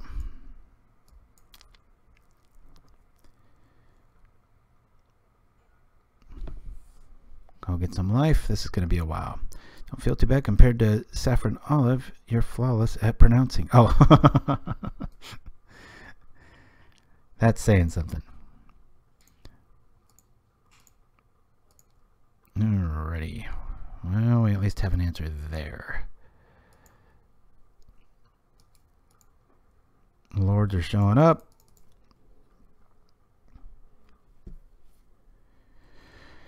I'm gonna... let's throw this on here. Won't go overboard. We'll just pull that off. And yeah, we'll just take that.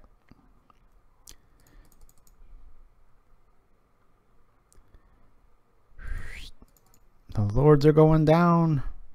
Hopefully they're hurting for mana. Seeing as that we've got brown scale showing up. Spore Frog. Alright, note to self. Definitely a gut shot. There was somebody playing TE at the Rags to Riches. That was pretty cool. Didn't do too well, but really cool guy.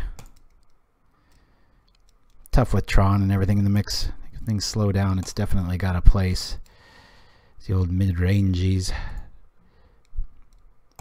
Alright, let's drop a Sliver. He might respond with the Lord. In which case we can...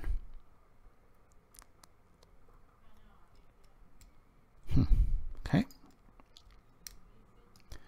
Attack! Not that it's going to do much good.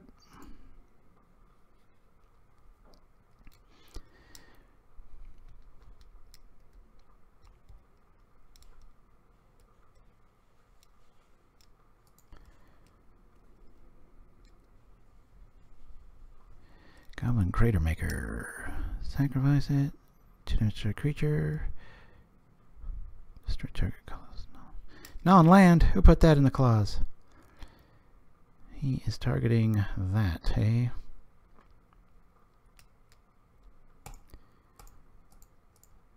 Let's keep our dude alive. Make him trip the frog, maybe? I don't know. It's damage, ain't it?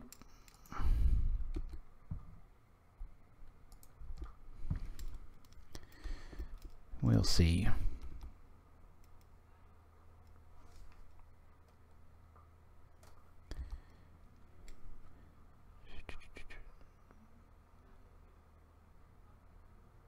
Oh, interesting.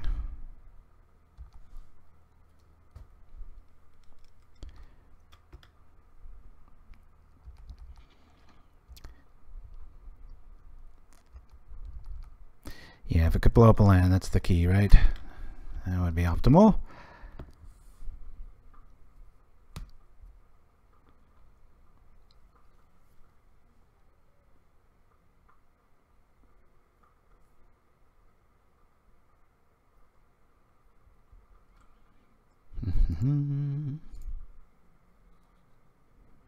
Yeah, I don't know where Little Fight's at today. You know, he's starting his own business, so he's crazy busy lately. Too many Litteritas. That could be the case. No, not anymore. He's pretty focused these days. All right, looks like a fog turn coming up. All right, we'll drop another Lord. Hope for the best. Hopefully these Spore Frogs can't keep showing up, but we all know they can, darn it. Ah. Attack. I'll rock like this.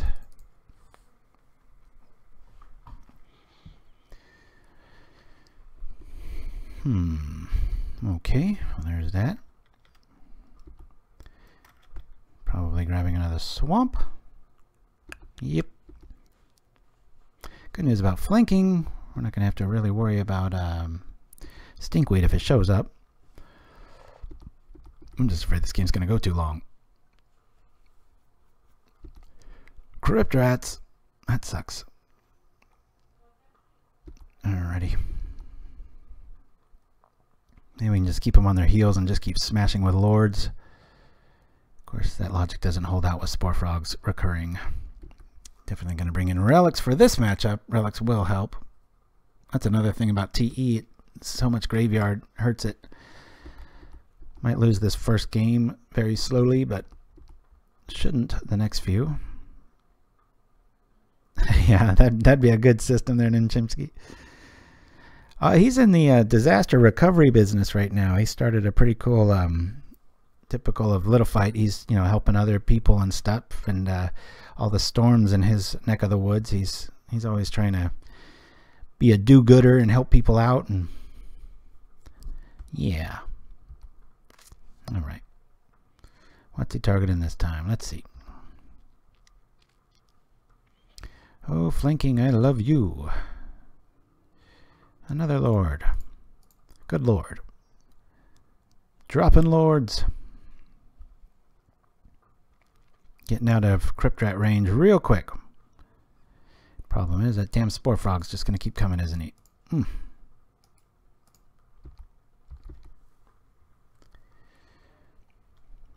Good news is one of these guys slips through. It might be all she wrote if I can pull something off. Alright. It's going to gain 2 life. Frog's going to come back. It's going to be a long one. I don't know if I've seen the new Golgari Cave Troll art.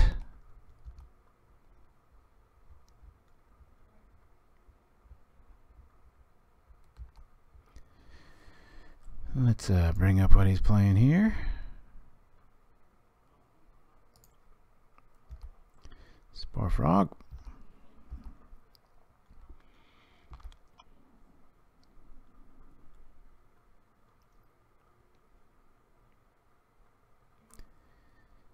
And during December, if you guys are missing streaming of Pauperganda, because we are going to be taking a few weeks off, make sure to check out any new province. He's got some... it's real cool. It's like a sister channel, I like to think of Pauperganda. He's always trying new stuff and not afraid of, you know, just kind of throw stuff to the fire and see what sticks. I think that's just the way things are. Hey, more Lords! Woohoo! We're getting out of range of Roar. Let's do this Spore Frog every single turn. Man. What is that? 666s? Oh, nope. Muscle Sliver. That's right. The Fume Spitter got hold of that one. Of course, he might be able to slip through a Crypt Rat here if I don't keep these on the up and up. Then it'll just be a cascading effect.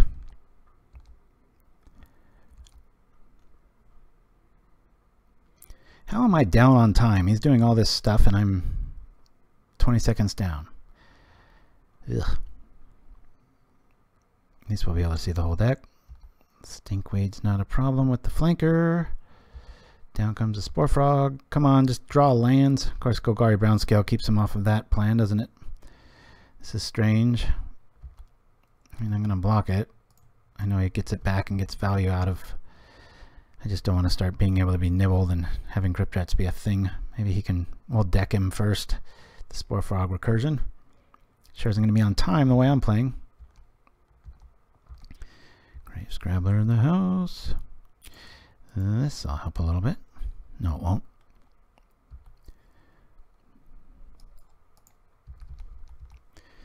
If life becomes a thing.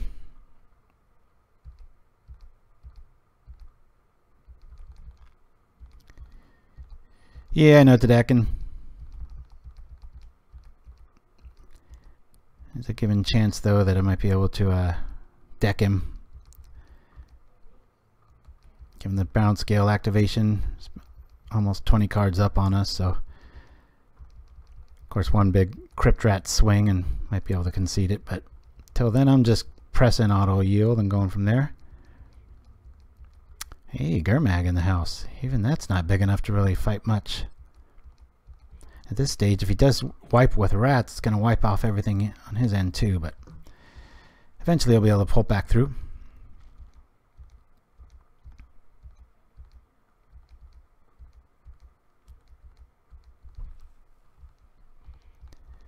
Here we go.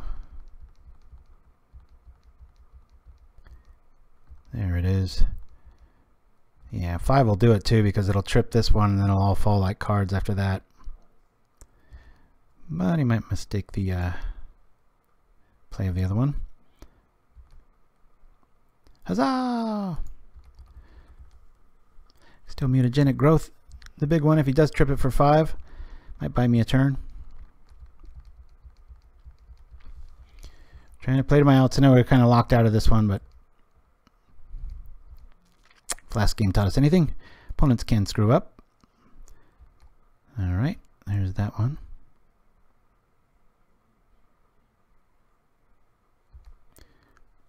Bringing back Spore Frog.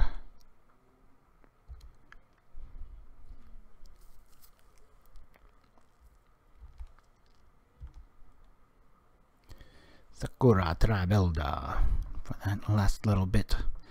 He's not going to fall for any shenanigans on that Muscle Sliver that's hurt.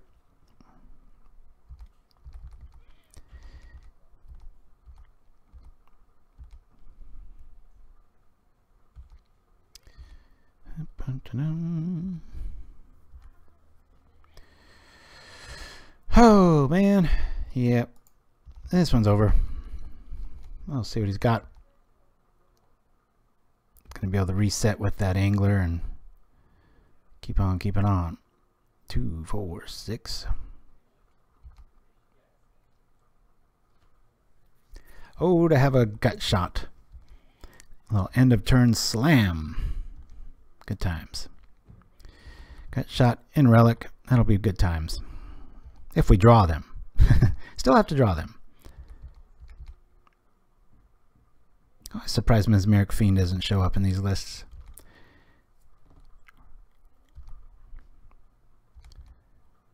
And it's kind of the plan there, Mike Man. Going through the motions here. We're going to take this. Probably go down to 10 here.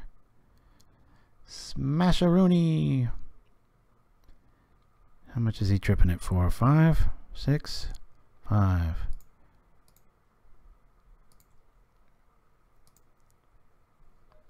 I said this one. Boink.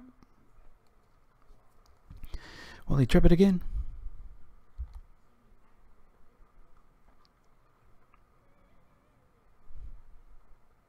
Probably. Hey, Little Fight is here. All right. Good times. We're 2-0, buddy. We beat Rakdos and Affinity, and now we're up against Hexproof. Ain't feeling too good here. I think we're going to lose this one despite what just happened.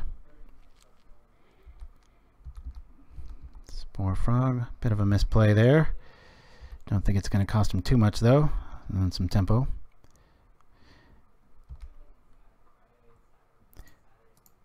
We have no way of getting rid of that.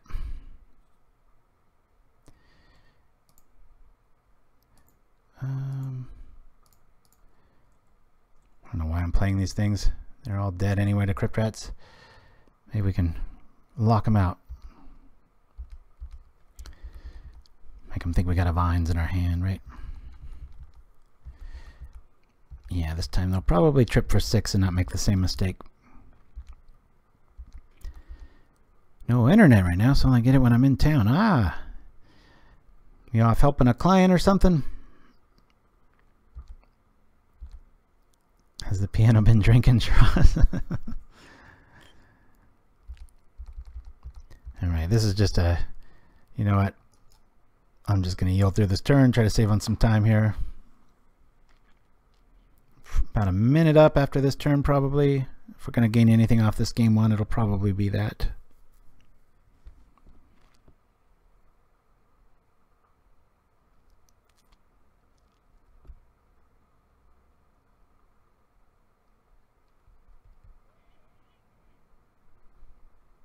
They might be out of swamps. Never know.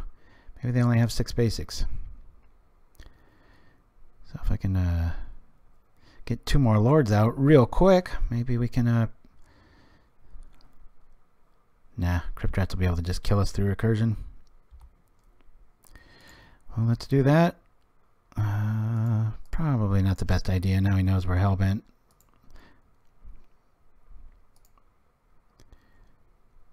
And we'll attack. Yeah.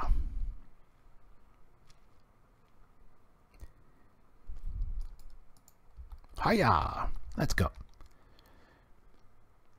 Don't block. Come on. Is it going to be another swamp? Yep.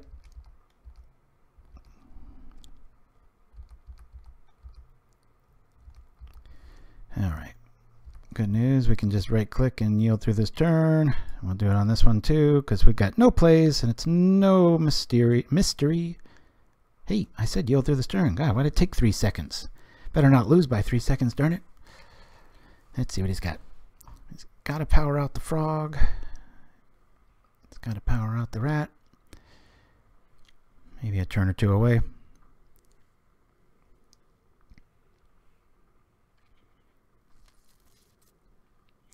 Not a deck you expect to see unless it's like 3 years ago. But it's always got its place. Typical Nemesis matchup games, there's rock, paper, scissors. In fact, I'm trying to think of a way to make Boros Bully have a better... One of the decks it never beats, I mean ever, is Tribe. It always gets close. It's like right there. Oh my god, got it, next turn. Oops, dead. How many of you have been there before? So I'm trying to find a thing like Fume Spitter or like a Serrated Arrows, but... You know, it's going all out with that. I'm just going to block because it's going to take more time. And it's going to keep us up on life. I know he gets it back and gets recursion. Let's find another lord, shall we? Not that it's really going to do that much good. The lord. Any order. He's got 6, 7. Lordy. Attack!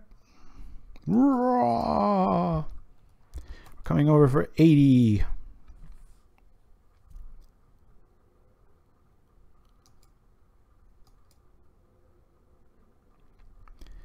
Let's see if he does this one right. There's no cards in our hands for him to screw up the math. Any sort of tricknology here. All right. Well, I got him by 2 minutes now, so it's worth a little something. 7 comes down. All our stuff's going to be gone because of our little infected lord. Zap. Bam. Dead board.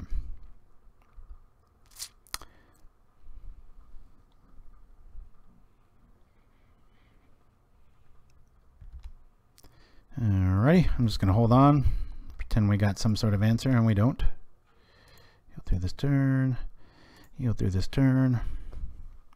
Yeah, I remember you posting that link the other time. Well done, Shiraz, says Little Fight. Good times. Yeah, Little Fight, did you catch the little Seattle breakdown, my friend? I guess you could always watch it on YouTube later. This is just, we're trying to lose as slow as possible here. This is probably what, a Gurmag to finish us off. Get a little blocker out. All he has to do is bring back Crypt Rats and trip for 5. Might be a little quicker. Not so dependent on this stuff. I'm just going to let him hit us. Just because it's going to take a few more seconds. So we're going to be down a game against very... No biggie. 13 cards left. He's got 12 minutes to do it again. Let's see if we can keep him honest. No, I just put together a quick little homage to like the entire Seattle trip. It was like a little slideshow. I'll upload it to YouTube later for all those in the know. All right, Scattershot's a definite. Relic's a definite. I'm not sure Standard Bear is doing much. I'm going to lose it. They seem to want to get rid of it. I'm not quite sure why. I don't know about Journeys. I guess they can grab. I'm going to keep the 2 Journeys. Let's see. I'll lose 1 Vines. Maybe I'm going to lose 3 Growths. I think I'm going to go like this, guys. You know what? Let me lose the other Growth. Bring in a Journey. So I got 3 Journeys. I want to be able to pull stuff out. I mean, I know they've got access to like the Caustic Caterpillar and such, but that's just more time. Let me see here. Let me know what you think. I'm going to use the restroom real quick. I'll be right back. Whoop, whoop, whoop.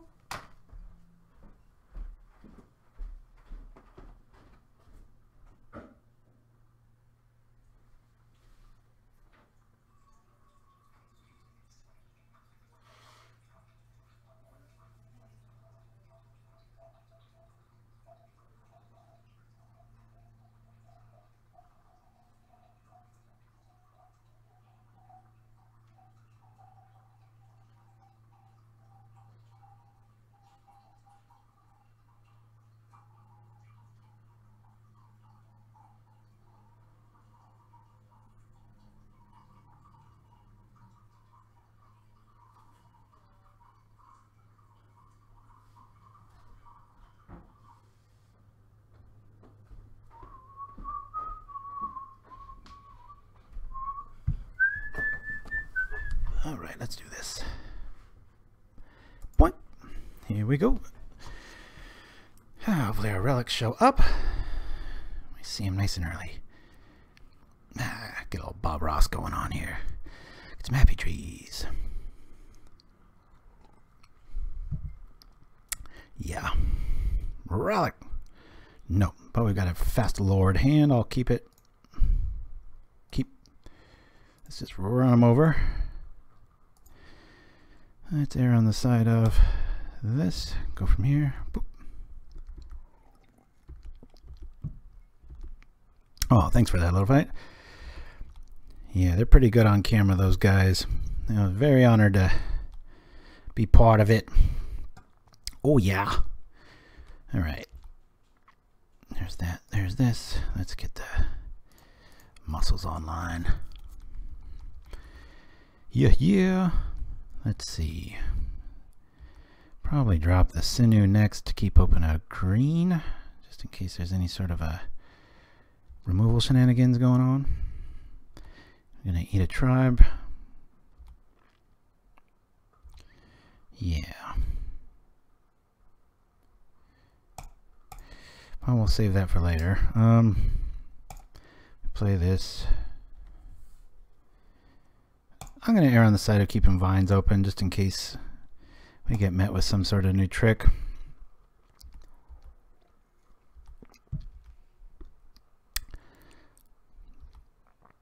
My kids warn me. They're like, okay, Dad, when you get interviewed, make sure not to talk too fast because sometimes you talk really fast. Like Speedy Gonzalez. So I was thinking the entire time, I'm like, slow down. Take a breath. All right. Well, TE shows up in full effect. Dismiss all. There it is. Our opponent is online. Come on, Relic. See, at this point, you almost want to just trip the Relic. Get him to strip the frog and then trip the Relic. I don't know. Is that correct? Maybe, maybe not. All right. Well, we've got an end of turn trick here. We can at least buy some time with. I'm going to play the Lord. I'll lean on the shot, and we'll go from there. Good news is it's only got one source of green. Is he going to just take 8? I hope so, because that puts us at lethal next turn, and I think we might be able to squeeze out a easy win with the gut shot trick at the end of turn here. We'll see. Watch him drop another one. Or her. Never know. Alright. Either way, we've got the journey for the Scrabbler, and we've got the gut shot for the other. I should have the chat open up here. Scrabbler to Scrabbler. Alright. There it be. Thank you for that, robot.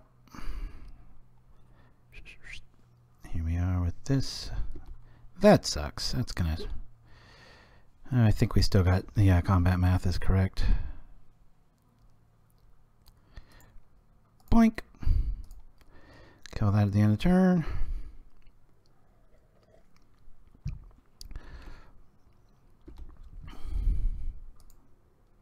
We'll play this and this for this on the Scrabbler. And I think that's game. Even if he blocks, our vines are going to come through full colors. I wish this just took longer. Be nice if Relic showed up, but at least our gut shot did.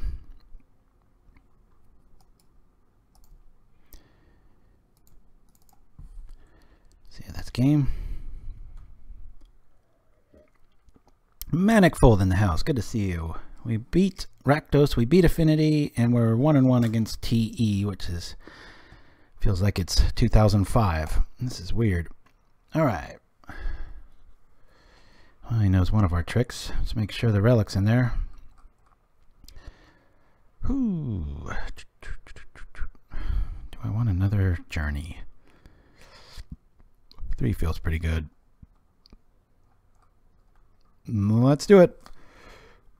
Hopefully we see a relic early and often. Oh, I forgot I got my big old water bottle here anyway. So yeah, if you missed it at the top of the show, go check out Odin Makes on YouTube. One of my good buddies does an amazing prop channel on YouTube, so very cool. We don't have any hate here.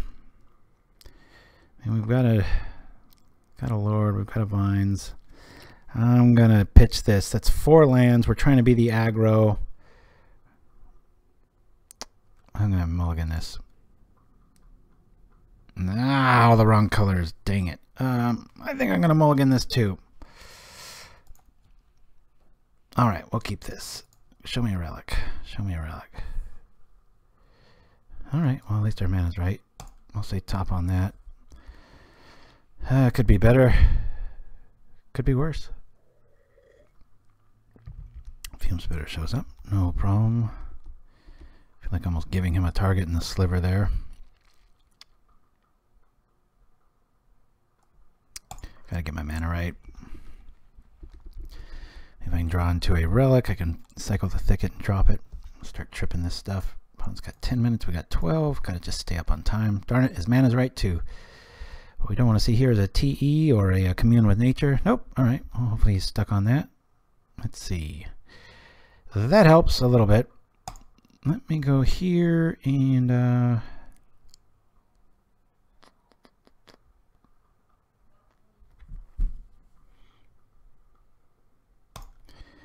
going to cycle this.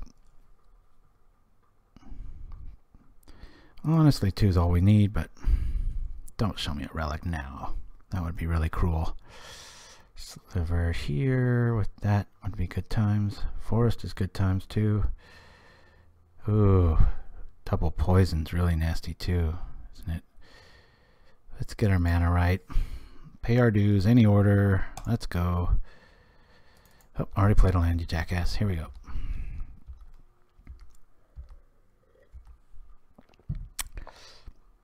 Yeah, Odin Makes is pretty awesome. He is killer. Okay. Well, that kind of has to go too, doesn't it? With 2 mana out, I've got to kill that. Let's throw that out.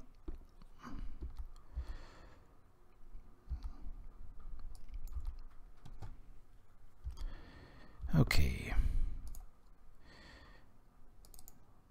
We'll bring this dude out. We'll bring this dude out. Next turn we'll cycle that. Hope for the best. This isn't feeling good. I want to see a relic. I just want some defense here. Some offense, I should say. Okay, that's not that bad. Very strange. You know, I'm not too wild about the vines here. I'd almost rather see a new card. I'm gonna get rid of the vines, actually. If I draw dead, I can at least cycle and maybe find another lord. It helps a little bit. Let's cycle anyway. Alright. Let's kill that dude. And he could knock his own dude against the fume spitter, but that'd be kind of make us pick up our own sliver.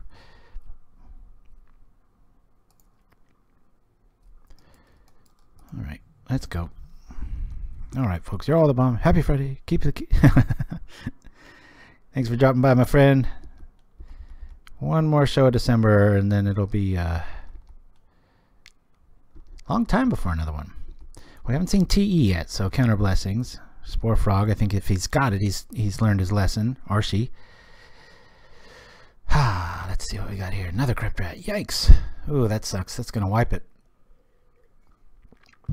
Alright, well, our mana's right, their mana's right. Problem is, we're hellbent. Our one card of their two, beginning of this turn. Come on, let's draw better. That's a good start. Just lords for days, no TE or Spore Frog. Come on. Relic would be nice to show up. I'd like to see that show up. Come on now. Ah, darn, another blocker and more value. Now, it's Alex's birthday, buddy. Probably won't be around, but maybe tomorrow night. Ooh, boy, he just got flooded like crazy. That's good news. We love Impulse here. Another Lord. Predatory Sliver. I'm going to go with the variety here just in case he has echoing tricks. Any order. Drop this. This way we're at least representing some decent damage.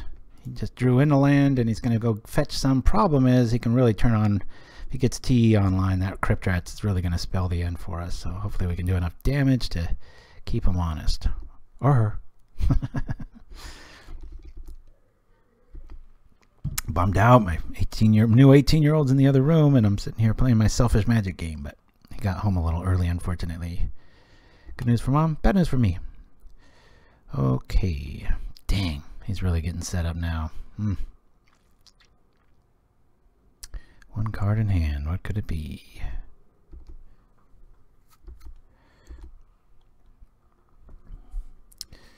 Ay, ay, ay. Alright. Just going to bide our time here. Can't be giving up lords. Especially when he can just trip the frog in response to. This is getting out of control quick. I really need Relic fast. We're going to lose to the very blah TE. King of Grinding.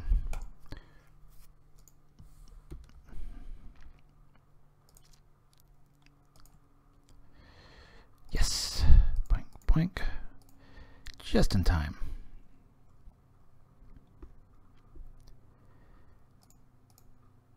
Here we are.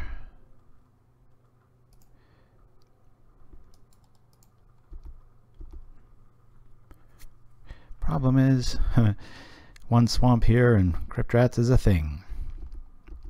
It's going to have to reset his clock, and Vines I'll save at least one lord.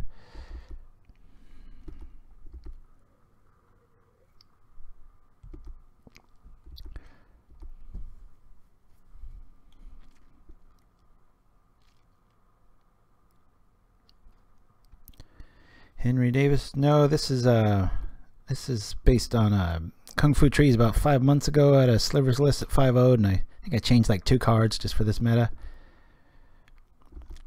Looks like he's going to be able to come out and trip the rats. Oh no, he's going to have to cast it too. 7 minutes to our 9. Feeling alright. Fume Spitter shows up. Alright. keep our dudes alive. Let's see here. Shoot. Well, knowing that he's got discard ladies, I'm going to keep that forced in our hand because it's not doing us anything. Ooh. Hup. I'll make him monos here. Zoop. Trying to get in for 7. Make that Fiend Spitter do a whole lot of nothing. Back comes Brown Scale to turn on his entire graveyard and probably wipe us out with the rats if he draws into a land here.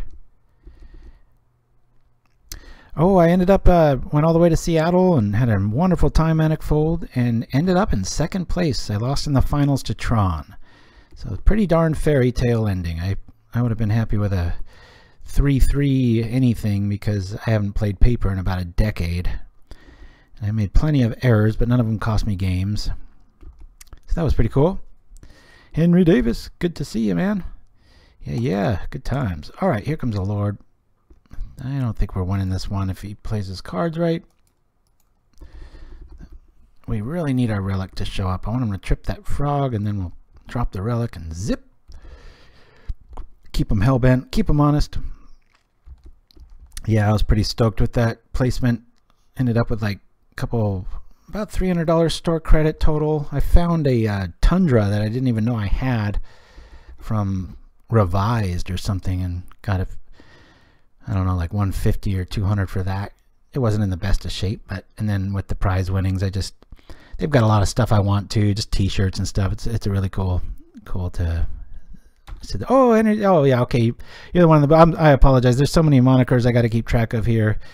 But yeah, it was. You guys are great interviewers, and if you rewind, you'll see I've been gushing about your place of business. I just can't. I mean, I think anybody that is probably against me or what I do is probably like, he's being paid to say all that nice stuff. But it really was just, my jaw dropped when I walked into that store. I was like, holy crap. I mean, here I am, like half a decade of just, you know, messing around, trying to come up with mental images of what this place is like. And so I had fairy taled it, if that's even a verb, I mean an adjective, quite a bit. And it still overdid the hype. I can't say enough about it. But yeah, if you rewind this on YouTube, Henry Davis, and see if you'll see me bragging a bunch about it. Even put up a little photo collage of my little adventures up that way. So I'll put it up on YouTube, like I said, for anybody bored or curious with how that's going down. I really need one of a third of the way through our deck, and we really need to see one of our relics or gut shots again. We've got 4 answers and 40 cards. 1 in 10. Come on. Where is it? Well, that's worthless. At least it'll eat up a... he's got to just keep tripping this to stay alive, and we're eating up the clock here. We're going to keep our forest here for the Liliana Spectre if he's running more than one of those. I don't want to lose our journey. Ah, come on. Nothing but nothing. Let's go.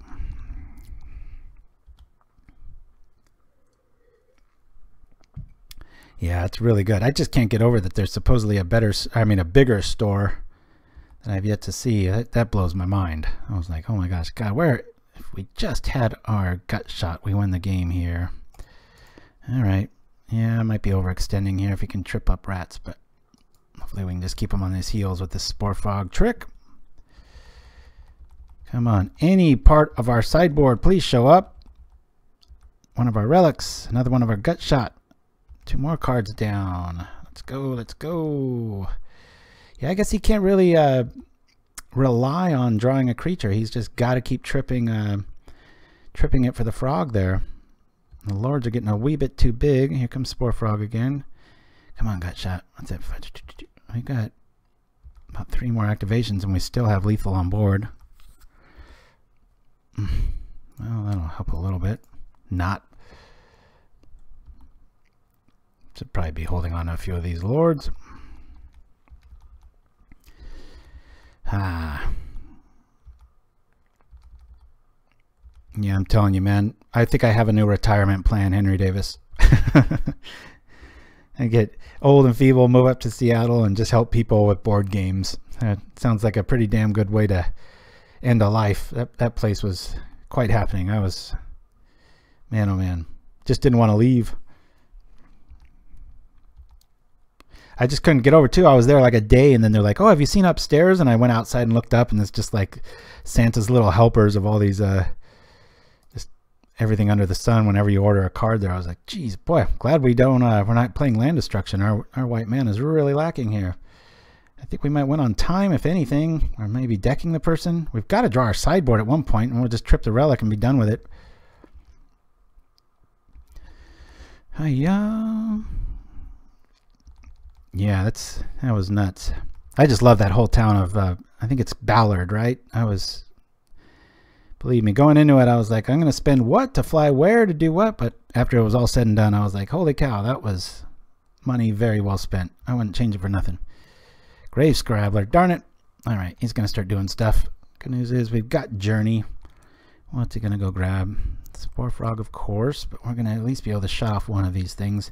I'm just riding my auto yield button. Sorry for the long matchup here, guys. Hopefully we can pull this off and see Relic. We're only halfway through our deck almost. It'd be nice if we drew some of our sideboard. We've only seen one in Gut Shot. He's grabbing the Fume Spitter. Interesting. Okay. He's going to double play those. Maybe have a blocker or two. All right, cool. We'll do that. We're going to go grab that Scrabbler. I think that's the only one in the yard, right? Yep. Keep them honest.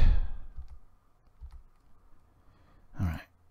Boom, boom, boom. Scrabbler, meet your fate. Huzzah!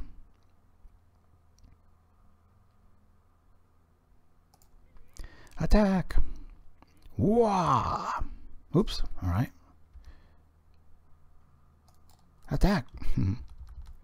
Take that, sucker. All right, we will play the plane, and then I'm just going to sit around. I'm so used to having a Boros Bully in my back pocket and pitching lands to do something, but with this deck, we don't really have anything to do with our extra lands, so let's play them.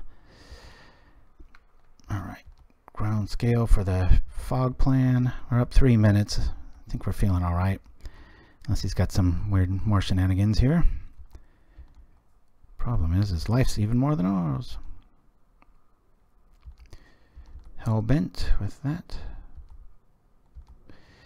Alright, we can't let him up here. We're going to have the win next turn at the end of turn if all else fails. That doesn't even make sense. Okay, here we are. And this way, we've got discard ability.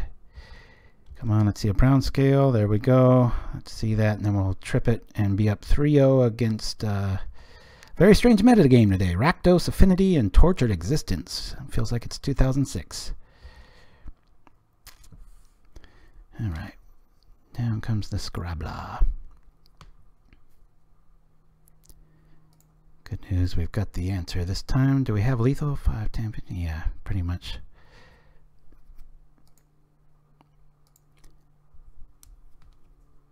And hopefully we draw into some more removal. Maybe another...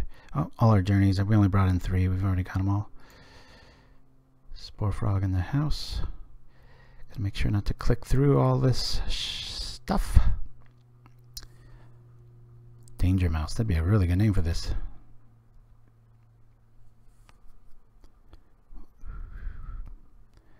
What do we got?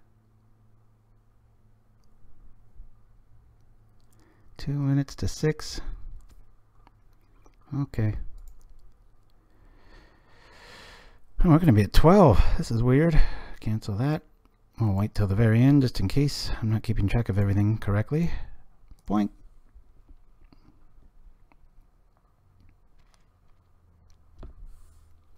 Good old Gut Shot. Boy, is that a good card. Attack.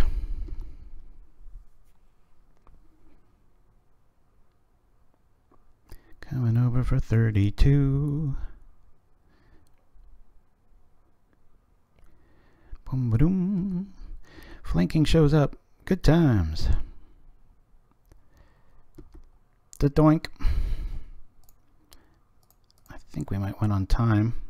That's a good block, though, isn't it? I'm going to win on poison counters or life.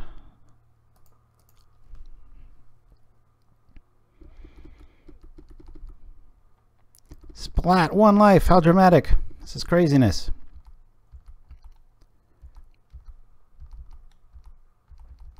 All right, I'm going to try to stop being a good host and just focus on pressing not my turn and attacking. Boy, that fume spitter meant the game if he does pull it off.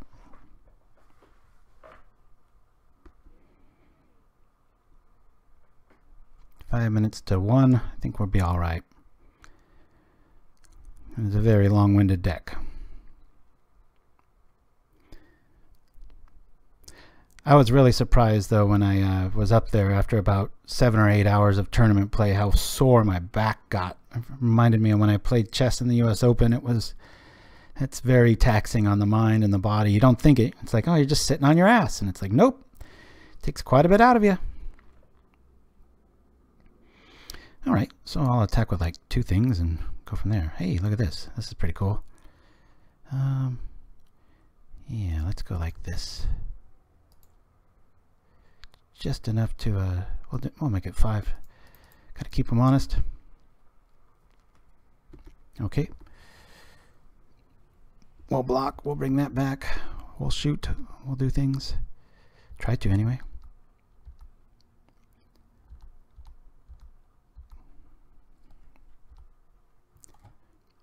Oh yeah, Xenolinguist. I think it was You Can't Do That on Television. I used to love that show on Nickelodeon.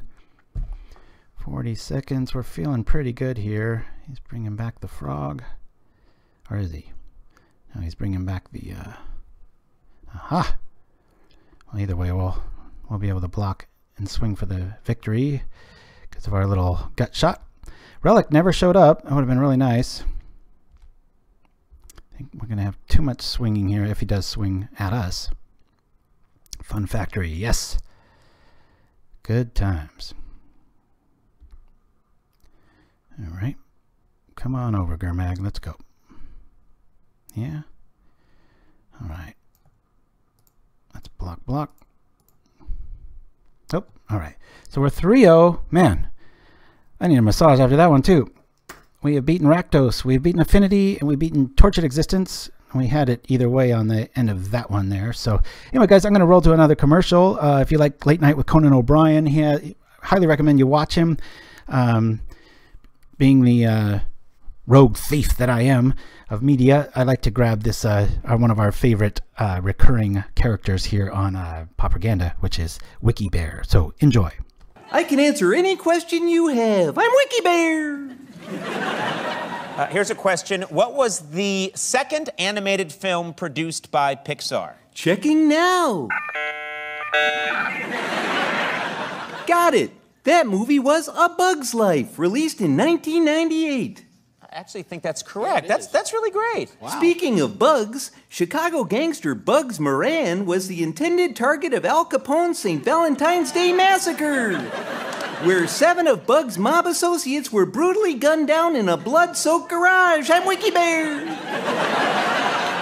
Wiki Bear, I don't think anybody wants to hear about people getting gunned down in a garage. The hitmen were disguised as policemen, which just goes to show you, kids, never trust a cop. No, no, you should trust cops. That's terrible. That was one incident. Capone died of syphilis. Oh, for God's sake, let's try another question. Wiki Bear, when was the Eiffel Tower built?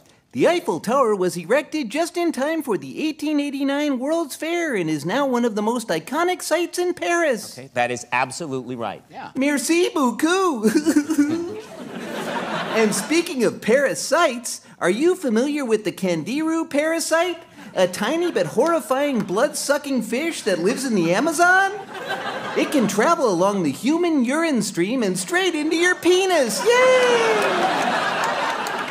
Why would you say yay after that? No one wants to hear about a parasite going into your penis? Imagine a pain so intense you'd rather tear off your own genitals and endure it 1 second longer. Okay. I'm Wiki Bear. No, okay. I'm glad I don't have genitals. All right. No, you don't. Okay, here's a question even you can't ruin, Wiki Bear. At what age are most people considered happiest? According to a survey conducted in England, by age 37, most people have completed all their basic life goals, so the happiest age is 37, yay! I had no idea. That's a really fun fact. Yeah. Here's another fun fact. 37 is also the number of victims claimed by the Zodiac Killer. Oh my God. A serial murderer who told the police he was collecting human slaves for the afterlife. Yay! Do not tell kids about the Zodiac Killer, all right? Even though he left plenty of clues, he was never brought to justice. He's probably still out there dreaming up his next creative murder. I'm Wiki Bear. All right, no. Just stop it. I don't want to hear any more about He was just thinning out the herd. Yay! We should thank him. No, we shouldn't thank him. That's terrible. You're a terrible toy for children, all right? If I could hold a gun, I'd kill you right now. All right. We'll take a look. Morality is an illusion. Nietzsche was right. Shut it! Don't quote Nietzsche, Bear. Hey all you Pauper fans, make sure to visit gatherling.com. They host a variety of awesome free tournaments. That's right, free. Simply find a tournament that interests you and enter. Pauper Classic Tuesdays, or PCT, happens at 8 p.m. Eastern every Tuesday. Track your records, follow stats, all while enjoying a free tourney with prizes. Arctic Ghost is your host for Pauper Classic Tuesdays. Follow these 4 steps for a free tournament experience. Also remember to thank your host. They do this just for the love of the game. Have a great time.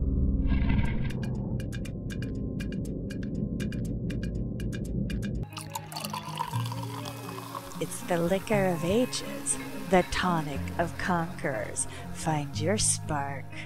Gin and tonic, making men into giants since 1857.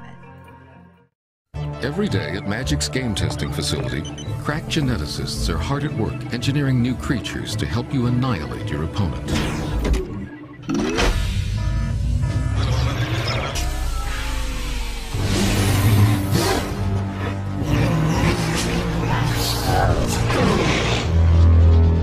Of course, mistakes do happen. Magic the Gathering. Beat your friends. And we're back. All right, let's do this. Here we are. And we'll keep this a little clunky. See what we can do. Hopefully you liked Wiki Bear. Okay. Hopefully this isn't bully. I hate facing my deck. Okay. Well, either way, let's drop the sands and get our mana right. Maybe, depending on what we see, Adventurous Impulse into a basic or into another Lord. Probably best to just drop the flanker and keep moving. Oh, looks like traditional Boros. So we're going to want to protect our Lords against the plethora of red removal. Let's see. Well, that's going to help early on, so I don't really mind dropping a Lord now. But I'm still not going to do it. But we will lead with the protective one, just so our mutagenic will go even further when we need it. Next turn, we'll start dropping Lords like it's hot and keep moving from there. Cheeky smoke time, says Shahrazamon. All right. Okay, let's win out here, and hopefully we can rock on. Boink. We're going to keep our dudes alive outside of Journey to Nowhere. If these get big enough, we're going to be feeling good. Here we are. Ooh, and that comes back. This signals a glint hawk. Nope, guess not. Keep in mind too, you can keep the you can play those what do you call you know what? I'm gonna favor this just because actually that was a misplay. I should have favored the white one. Keep in mind you can play with the reach ones if flyers are a big thing in your metagame. I just think Kung Fu Player is a lot better player than I am, and he liked leaning on Scattershot Archers, so that's what I'm doing too. The silver purist in me wants to just go with the reach dudes, but what you gonna do? All right. Well, hopefully we just drop like a plains basic and we can drop double Lord. I've already seen 2 lightning bolts. This is getting old quick. Does he got another land? He does. Resets the life. Here we are. Keep the chat going, guys. That's about the only way I know that you're still there and that my feed's still going good, even though I'm hardwired in. There are some Murphy's Law things that strike occasionally. Okay, well, let's play a Lord again. We at least got Vines back up. There we go. Heliotex in the house. All right. Okay, here we are. I think I'm just going to keep Vines back, protect our lords, and keep swinging. Woohoo! So yeah, we beat Rakdos, Affinity, and TE, and hopefully we're going to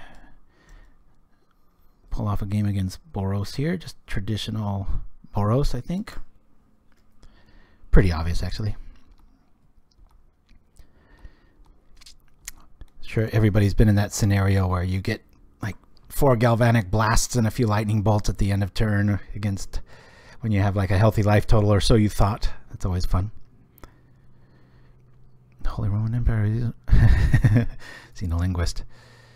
Dropping the truth. All right. Okay, come on, planes. Nope. All right, well, let's see. If I do that and I don't find one, I can at least play that. So let's go look for a plane. Nope. But we'll take a lord. Sure. Any order. Play this. Drop another lord. And... oh, come on in. If he wants to trade a Skyfisher for a lord, that's all right. We've got Vines back up and yet another lord behind it. Really feel... I think I made that note the first time too. I think the this felt like it needed more white. Just like one more. All right. Got to keep in mind they really only have 8 attackers outside of the... okay, we'll wait till this drops before we trigger this. Of course, Skyfisher's not going to make this feel like that great of a play, but got to do what we can do. Hey, cast this on this. Here we go. Well, at least we know they don't have any burn.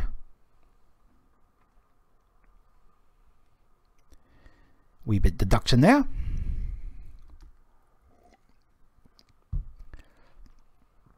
Yeah, it seems that way, Heliotech. I don't know what I'm going to do. Maybe go over to the new system, see if I can find some way to get that up and rolling. But yeah, I won't lie. The times have been pretty lame. It's been taking about 2 to 3 minutes. Wonder how quickly they're going to put a band-aid over that. Maybe get rid of competitive leagues and just keep it friendly. I'm not sure what the real answer is there.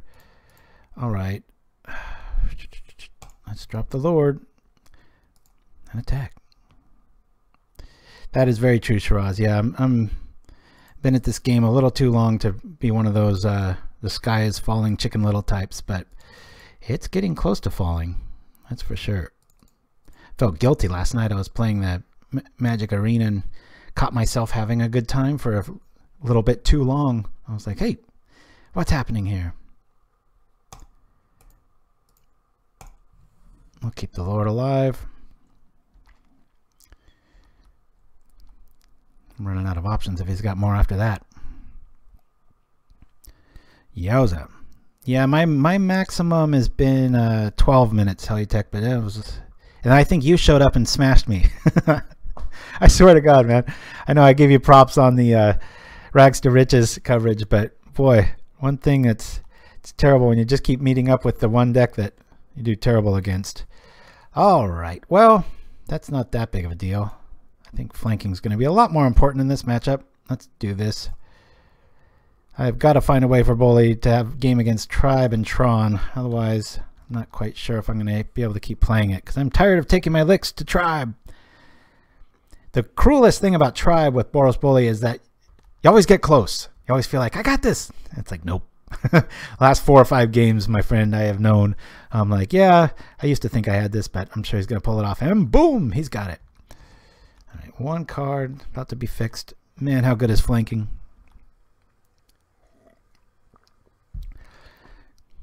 Could be, could be. Tell you, I'm taking about a 3-week break for Christmas, and then we're also moving, so I might, I don't know, I might, depending, it might be a pretty good call, even though people that like Pauperganda or watching Pauper content might have to just kind of suck it up, and maybe we can just cause a player run drought and wait till February to come back or something. I don't know. It's no fun waiting minutes on end for stuff. We just play like 2 completely different games, though. All right, well, let's bring out another flanker. boy, oh boy, I'm going to feel really dumb if he runs us over, but he's got to block quite a bit of this stuff, so thank goodness this isn't the bully variety. Who knows, maybe they've got rally, but at this point they've got to block, and there's no smart blocks when flanking's in the house. So many times I've needed more plains than forests. So if you're watching this on YouTube, and it's obviously in the future from right now, you might want to curve out something. Maybe lose a thicket for one more plane, maybe a forest for one more plane. I'm not sure. It's just too many games now, and I think the last time I played it, the same thing was happening. Of course, can't argue with the results. We are winning, but don't kill the Lord. No! Oh, he went after the flanker. Interesting. I think I would have gone after the Lord there. Maybe he just got the art confused. Who knows? What do we got? Sen's keeping it real. 0 cards in our hand. Yeah, what would... Hey, let's throw that out to the chat. Just for the sake of keeping everybody lively. I mean, what would you do if you were hired by wizards? Like, oh, stop this, you know, evisceration of stuff happening. We've got to bring everybody back. How would you do it? Just get rid of competitive leagues? I don't know if that would do it.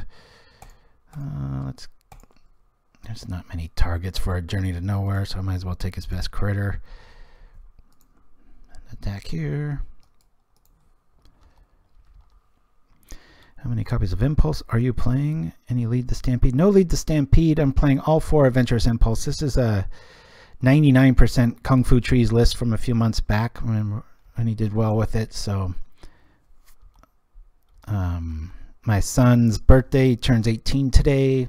He loves slivers, so in a nerdy sort of homage to my boy, I was like, I'll play slivers for you.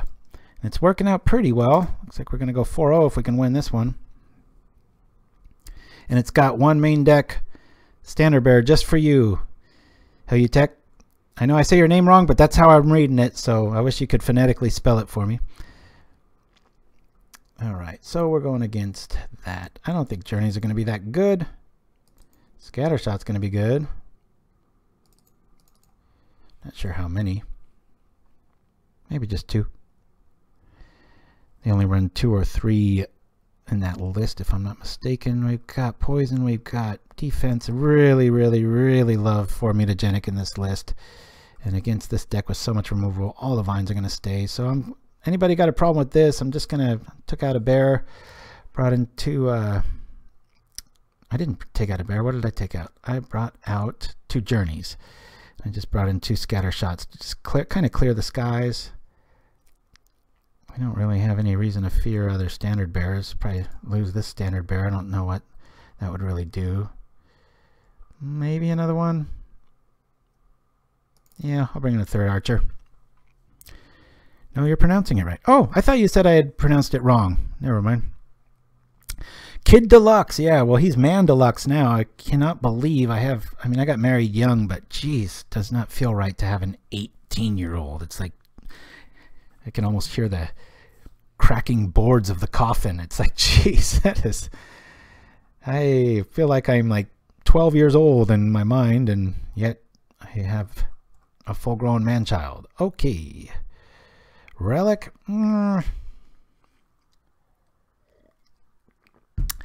You know, Medic Fold, that in certain scenarios, I mean, if somebody wants to second that and reason it through, I just don't want to see it.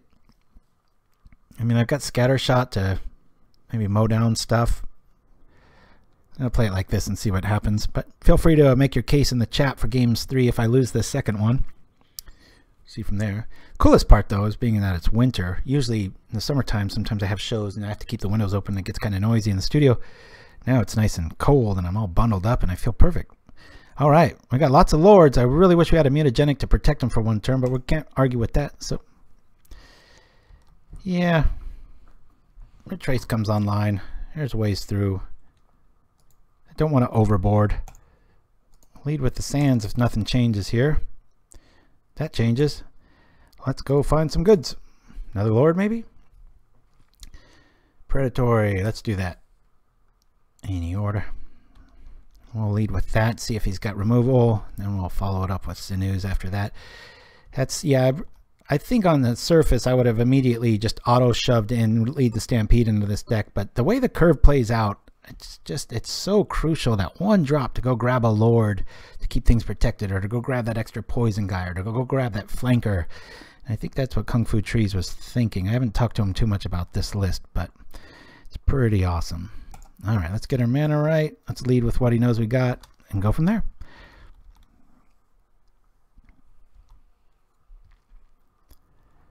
Yeah, I'm thinking that too, SRS business. I just, you know, sometimes you think of a card, or just try to think forward like 5 minutes and you're like, okay, I see it in my hand. And sometimes if your brain goes, it's like, sorry, I want to pass. I'll do something else. God, I wish I had Mutagenic Growth. If you're brewing out there and you're turning creatures sideways, I said this up in Seattle, you should really have a reason for not playing 4 Mutagenic Growths in your there's plenty of reasons. A lot of decks don't want it. But I just think you should know what those reasons are, because, I mean, it's about as close to mental misstep in this format as you can get. 2 life to say no. All right, I think drawing a card here is a little more important. In fact, let me do it now. All right, I'll drop another Lord of the Art that I don't like. Actually, again, I probably should have led with the Sinew there just because of our mana ratio right now, but it's all right.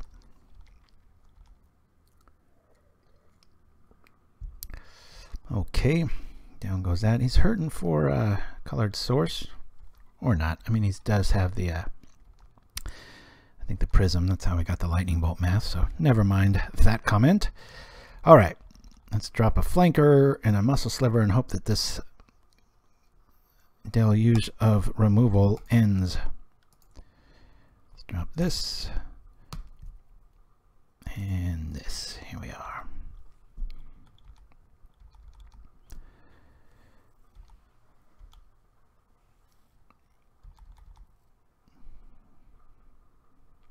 Okay, yeah, it's always funny to hear people's moniker musings, like how they got to their name. Anybody's new, or if you're an old timer, you might have forgotten it because I haven't talked about it in so long, but I always like the word deluxe. My buddy and I used to play chess online way back when it was like ICQ and you'd have to send your moves and stuff. And he went after the composer Prokofiev, I think is how you pronounce it. And you know, when you're playing chess, you want to sound Russian and sound all legit and, like, you know, hardcore. So I was like, I like deluxe, deluxeicoff. So it sounded like I was like some old Russian dude that knew all these cool chess secrets and stuff. And so then when Magic Online came around, I just was like, oh yeah, remember this funny joke? And then looking back, I should have just kept it deluxe, but who's to know? I'd be doing this on camera in the future. Crazy. Yeah, that'd probably be a pretty good little show on Netflix or something, just online username stories. I'm sure there's a lot better ones than that. All right, which Lord's going down? Here comes the Galvanic Blast. You can just smell it. The air is getting crispy. Whack! Down goes the Lord of Love. That'd be a good card. I think if Love had a color type, it would probably be red. Kind of that passion color. Damn, quit picking on my Lords. How many of these? Really, just one mutagenic would really mean the difference here. We'd have more than enough to go over the top, but flanking's going to help here. All right.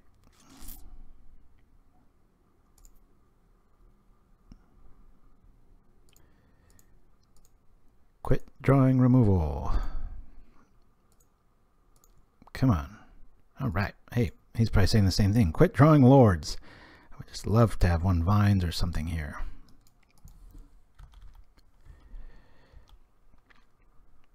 Come on. Bunch of artifacts that say draw a card to draw a card to draw a card. Hey, he's at 6. I didn't even notice that. I've been so frustrated at our stuff getting mowed down. I've looked up and I'm like, hey, he's almost dead.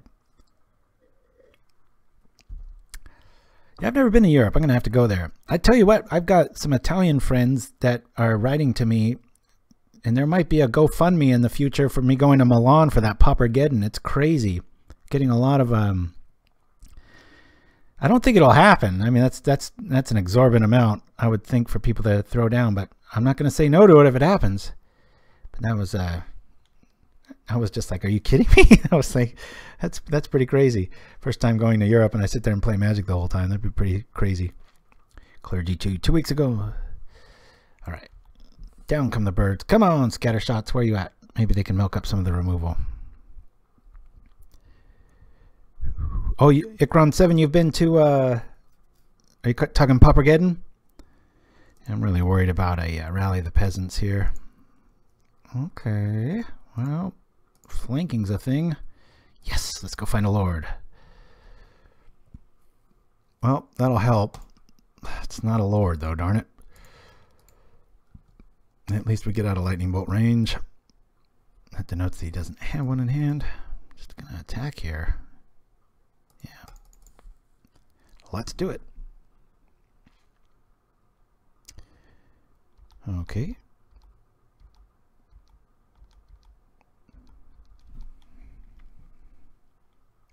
My brother went to Italy twice in the last like 5 years. Had just a great time, but his wife speaks fluent Italian, so that should sure help.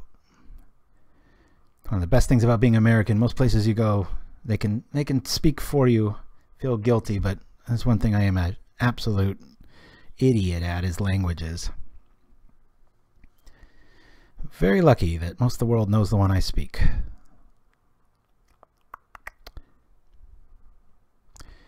Are we going to 2-0 this? Alright, that feels really good. Whew. We've got Galvanic Blast Insurance. Let's attack.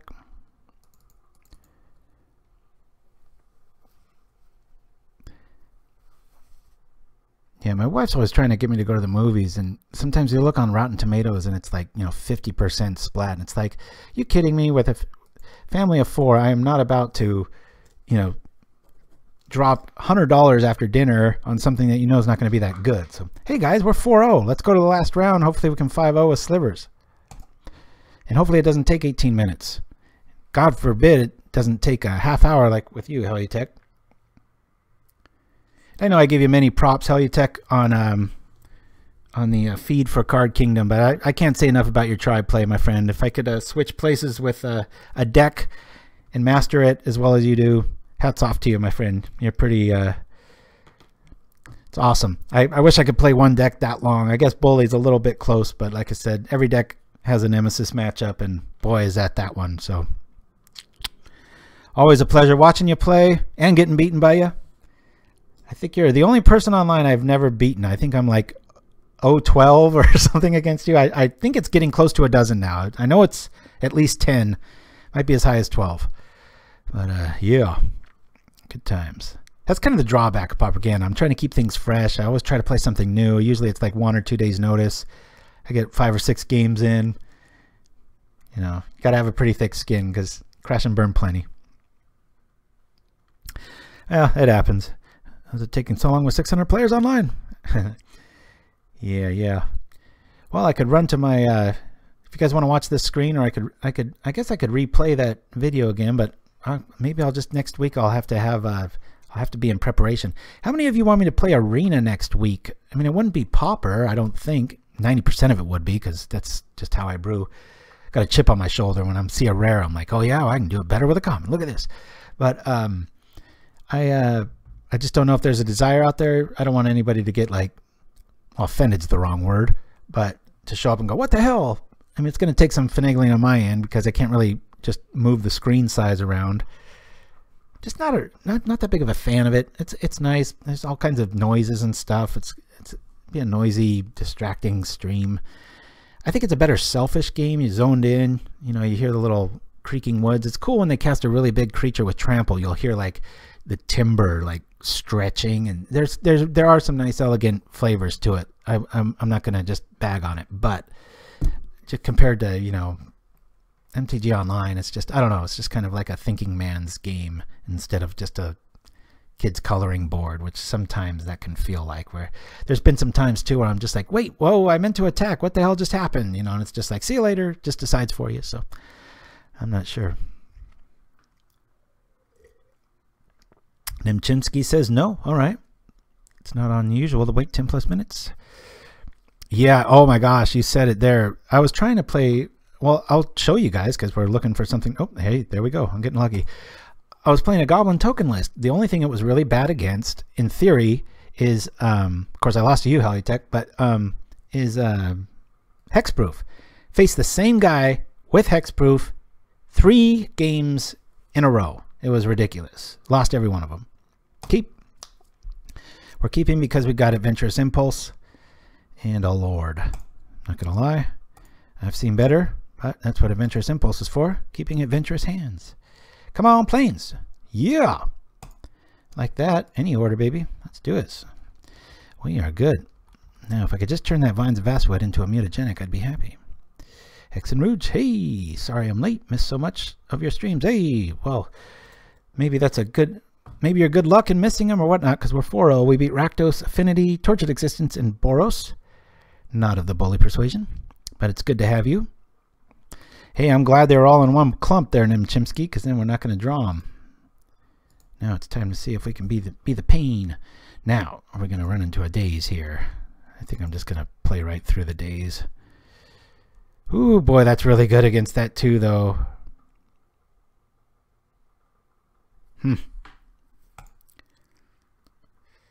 Oh, this is so good against Fae, if this is Fae. What do you guys vote here? We drop the muscle for the daze threat, and we drop the sliver, and then we just Adventurous Impulse into something, or hold back on the thicket. Curious what you guys think. I mean, we've got Vines back up, we've got Journey if something slips through. I'm thinking we drop the Lord here. Anyone? Now the chat goes quiet. I like playing safe on days. In Scranton, hey, boy, I haven't said your name in months. Good to hear from you. I'd go with the Lord, but I have no expertise. No Lord, says Hex and Rouge. All right. Let's lead with Sliver.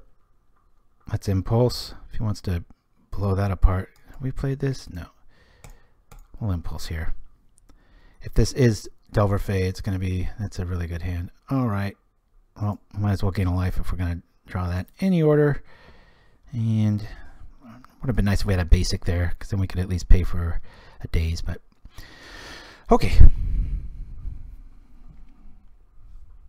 I think so too, Heliotech, but we'll see. Hey, maybe this is Tribe. Okay. What's it going to be? Red or white? It's Tribe. I'm so glad. I look up, I see Tribe, and I see that it's not Heliotech, so I feel like I have a chance. Of course, I've never faced it with this before. So, man, Heliotech, it's great to have you in my corner. Not that I can counter anything, but please speak up very often, if you don't mind. We'll do this. We'll lead with this. And we'll attack. At least his Tribe can't block. Got him on a pretty quick clock here. Ooh, okay. There it is. Yeah, totally. That's the best person I could have in my corner. If he wants to be on my corner. I don't know. Maybe he wants to give me crap advice because he likes Tribe more than me. Who knows? That would be valid.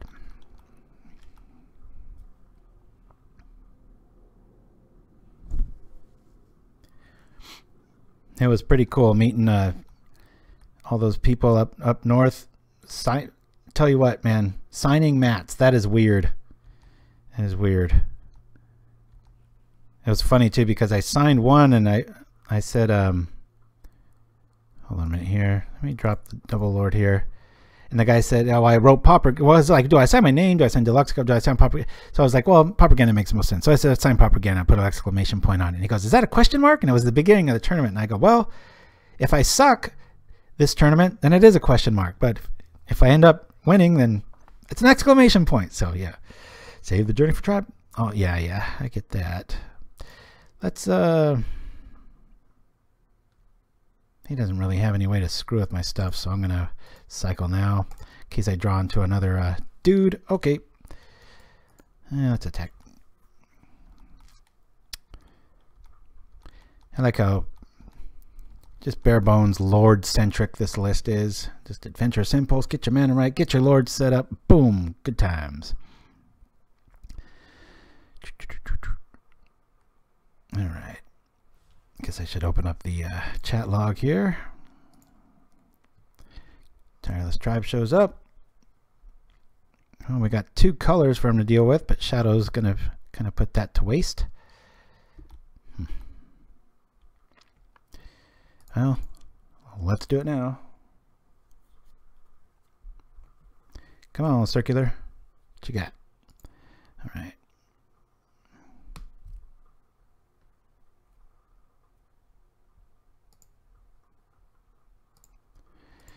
You think it's worth bringing in Relic, Heliotech? I mean, I'm going to bring in Gut Shot.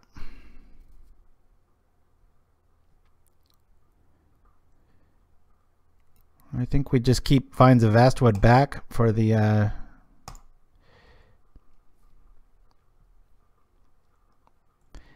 They don't even run Apostle's Blessing, if I'm not mistaken. So do you think I should attack with both? I was thinking, like, you know, just attack with this and keep 2 color options open in case he's running Apostle's Blessing, but I don't think so.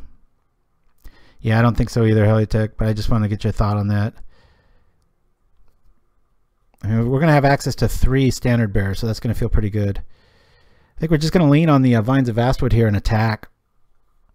It's been months since I've seen a list run Apostle's Blessing, and they usually run on the... yeah, let's rock. They're going to have Shadow anyway. Ha ha ha ha ha. But it'd be cool to just be able to flip the script on that, be like, sucker!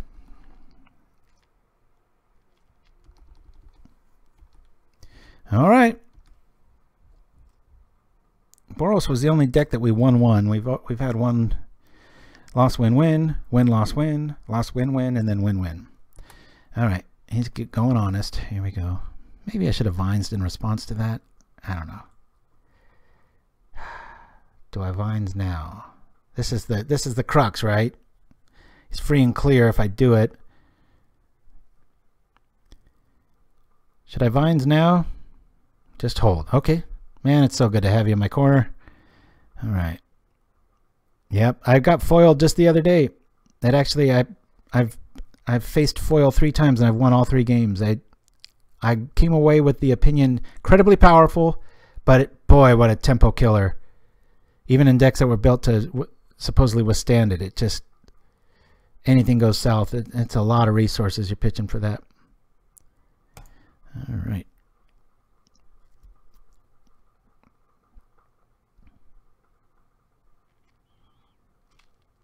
So we're going to lose Mutagenic because, well, no, I mean, it could keep a standard bear alive. Woo! All right. Ditch those cards, sucker. Well, I saw my hand. That's a... Okay, I'm fine with that. Heliotech, should I attack with everything? That's a good question.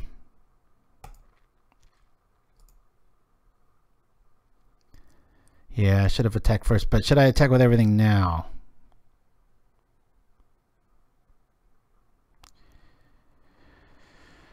Hold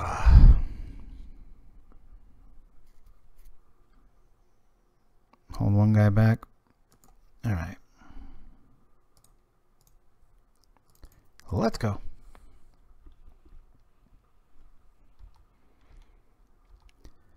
Okay. Be funny if we end up poisoning him to death.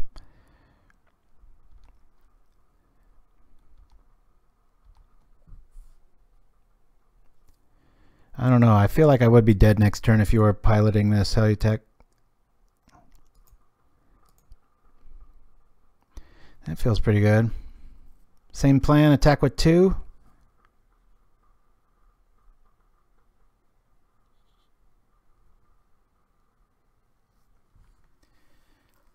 If I attack with 3, he's got to pitch a card. And we've got lethal. You'd go all in, Hexen Rouge. Yeah, I know I've got that in hand. I'm just wondering if he's maybe has one more. Don't have to worry about days, but there's 2 more circular logics on board.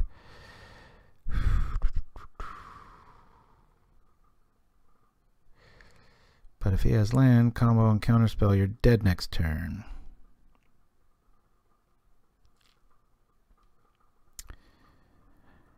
What do you guys vote? Go for the win here?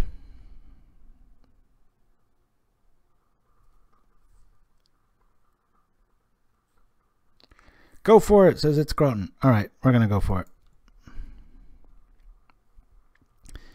As our robot pimps out our YouTube channel.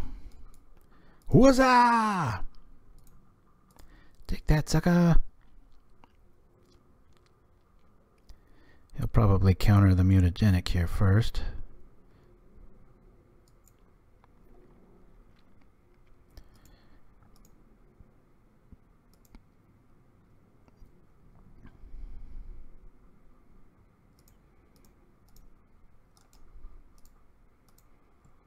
Try this one.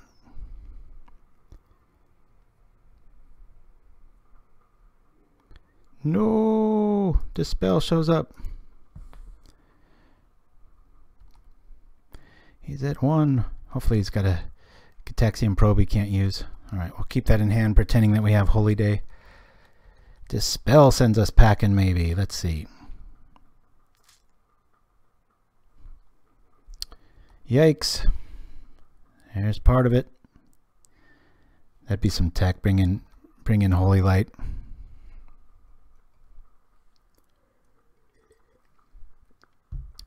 Bottom, that feels good. I just don't want to see a gush here. Don't gush. Yes! Alright. I gotta win one more to 5-0 with Slivers. Alright, I gotta use the restroom. I'll be right back. Discuss.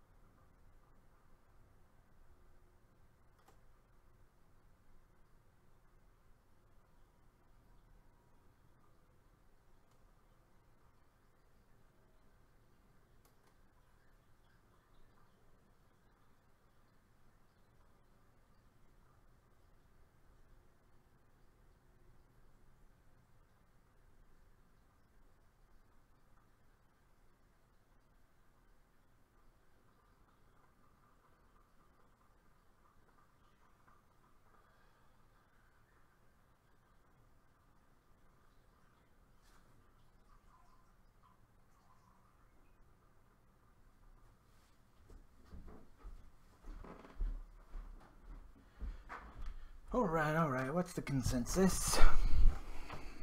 Alright. So Standard Bearers definitely. Gut Shot definitely. Anybody else? Boy, I leave you guys away and boom. Nobody's got nothing. Alright. Relic, no. No. Journey. Journeys. How many, Heliotech? I thought you guys would have my sideboard figured out. Don't need to hear myself. Here we go. Alright. Maybe 2 mutagenics gone. 1 impulse. All 4 journeys.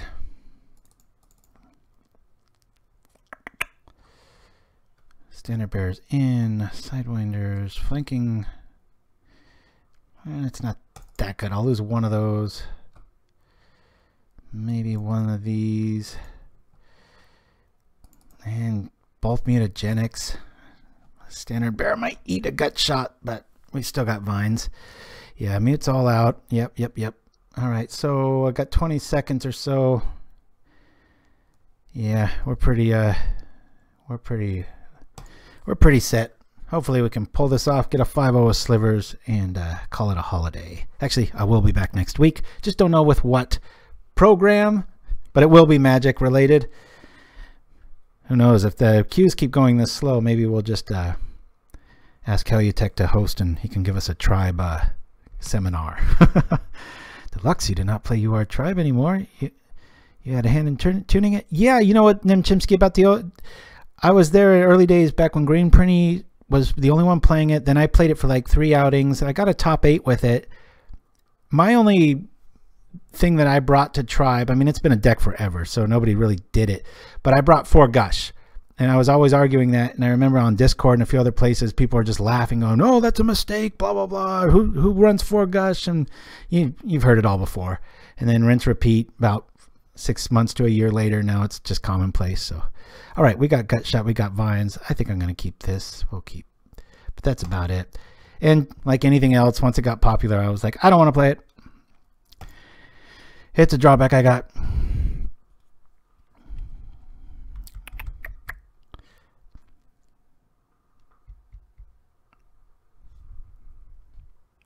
Yeah, you know, I think if I played Tribe, I think you need to play it for quite a bit to play it on the level of Hellutech, but my version, I would lean towards maybe like a 4 Delver, 2 Seeker of the Way build, just to give you some wiggle room. If that makes any sense. I'm gonna get our mana right here.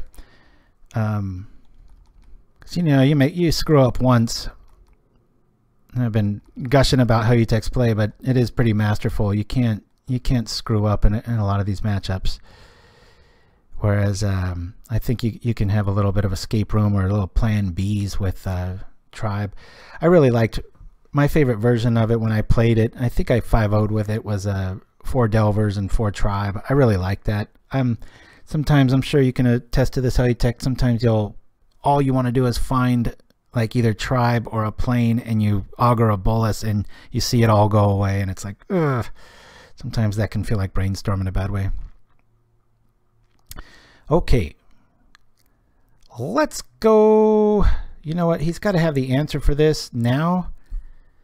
If I drop Standard Bearer now, problem is if he untaps islands, drops Tribe, he has counter spells for this. So I'd rather him have to have the Gut Shot now.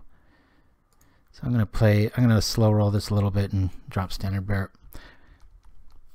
Mutagenic would be great in theory, but I'd rather have Vines for the counterspell. Yeah, it's another player I really respect, Darkest Mage. Not nearly as personable as you, Hellutech, but you know, it's a definite different play style. I think for a beginner, it's no slant on his build at all, but I just think it's a little bit more what's the word I'm looking for? Approachable? I just think it's a little more obvious what comes in and out. After so many games, and I'm pretty stoked to whatever happens with Augur. The guy's amazing overall, but sometimes he just screws you over. Yeah, this is true. Okay, well, we still got shot. Darn it. Would have been nice to have Vines there. I just didn't want to walk into a Tribe Circular Logic for our win card there. So, okay, let's slow roll this. Yeah, we'll drop both these dudes. That was a punt there. If he's got days, he can screw our Lord here. I'd rather him mess up with the Sliver there. He might just have it. Okay. Note to self, don't do that in the future. If the quantum realities exist and I'm in a bubble universe. But for right now, it worked. I'm not defending my sideboard, says Hellutech. It has to be wrong since I haven't changed a card in 6 months or so. Sometimes you just got it. There's definitely some decks just like you. I mean, Slivers has never liked me. That's why I'm surprised we're probably going to go 5-0 today. But it does good for me. I never do like awful with it. What's this? Really? That seems a little counter happy to me. I'm like happy he did that. All right, let's cycle. Maybe we can go find another poison dude. All right, it's a Lord. That seemed a little counter happy. But you know, like I'll play like Goblins really likes me. I mean, I can just, not that I drink anymore, but I can be like halfway through a bottle of wine and 5-0 with Goblins in a metagame that you're not supposed to. It's just certain styles favor people, and that's why you'll probably never see me playing Tron very well or Dimir. I just get a little too impatient, and that same thing that makes me kind of go for the throat is also what makes me go for the loss when I play Control too much. It is nice having, I love combo, and I love counter, like my, what do you call the, my blue-green Death Touch build. That has quite a bit of counter magic in it, but it's more like the sneaky variety, you know. Halfway through a bottle gnome, says Nimchimsky. Yeah, that's a pretty substantial clock, especially when he can't really block with Augur. Man, these 1/3s in this format. Ugh, that's another reason I like Sparksmith so much. Mow him down.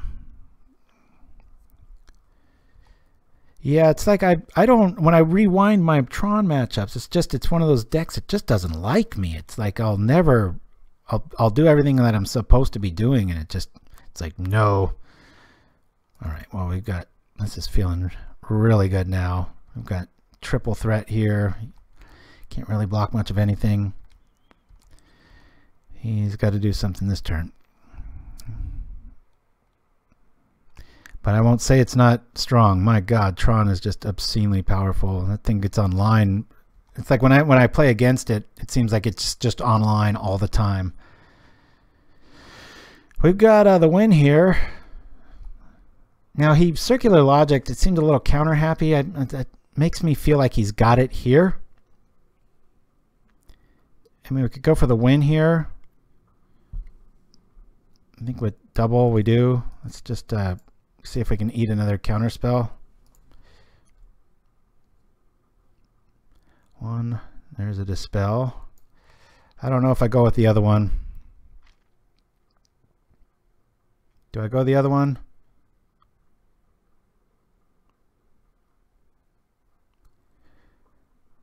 Yeah, I'm going to go with the other one. Just chill? All right. I'll take your advice. Wait!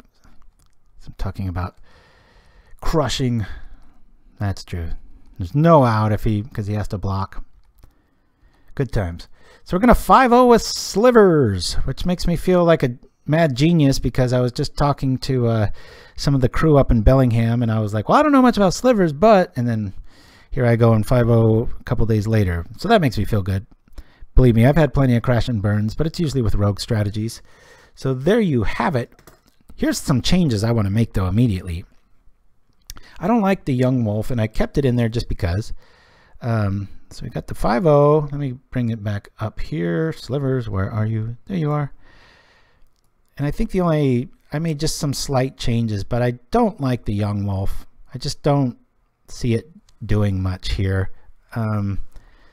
Might want to change that for, I mean, we've got a full set of archers. I actually might want to change it for another gut shot, maybe another relic. Just keep it really simple. Hell, you tech, no, it's my oldest birthday, so I'm like gonna pull the old dad card, even though he doesn't want to do anything and he's being all humble and everything. I've got to be there for the man. It's his big 18, so and he's out of school now, and the little man's coming home. So another 5-0 during a Pauperganda. How many times has this happened? Not very often. I think we've got 4 or 5 of them total now. But like I said, I usually play rogue a little bit too much.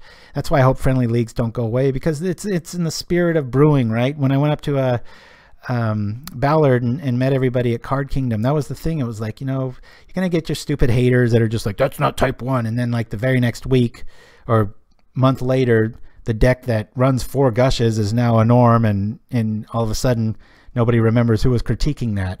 You just got to kind of have a thick skin and just keep moving forward and be fearless.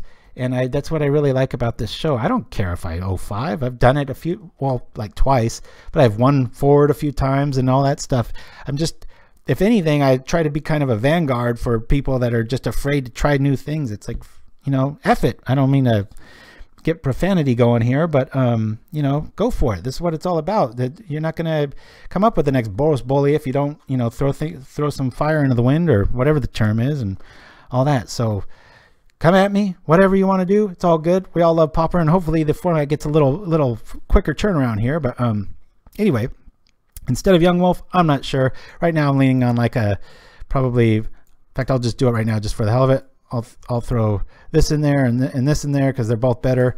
And I mean, if I go up against mono black, I want I'll just bring in Scattershot Archer if I want to mount up damage. I just think Young Wolf's a little too a year ago, sort of things like that. So, but yeah, don't be afraid out there, and thank you for that, Hex and Rouge. I mean, just it's what it's all about, man. If your brain's not growing, if you're just copy pasting stuff, then hell, just you know, play chess with a computer. We're here to, you know, grow and try new things. And I mean, how many times do you think everything's stultified and somebody, not just me, somebody else come up with something where you're just like, holy crap, you seen this? And then it gets a little tweaked, and then it's awesome, and it's this new threat, and it's good against this, bad against this, and it's just that. Brewing's the perfect word for everything. It's just that's what it's all about. Yeah, Elephant Guide's a great example. I mean, that was nowhere to be seen in Stompy, but it was an option, and then now here we go.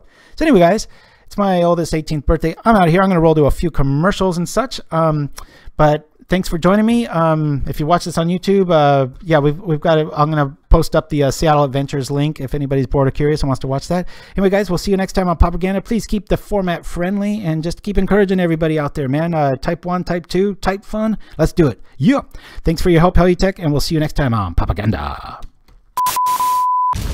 Attention Pauperganda Knights, show your love of all things Pauper with our Ultra Deluxe playmats. And true to our Pauper roots, the glorious artwork is 100% free. Trying to give these guys everything they can get to me, that's it. Just send an email to pauperganda@gmail.com with the subject 1, 2, or 3, and we'll send you the playmat file for free. I gotta read it again because my mind is just a piece of shit this morning. All you need to do is visit our friends at inkgaming.com.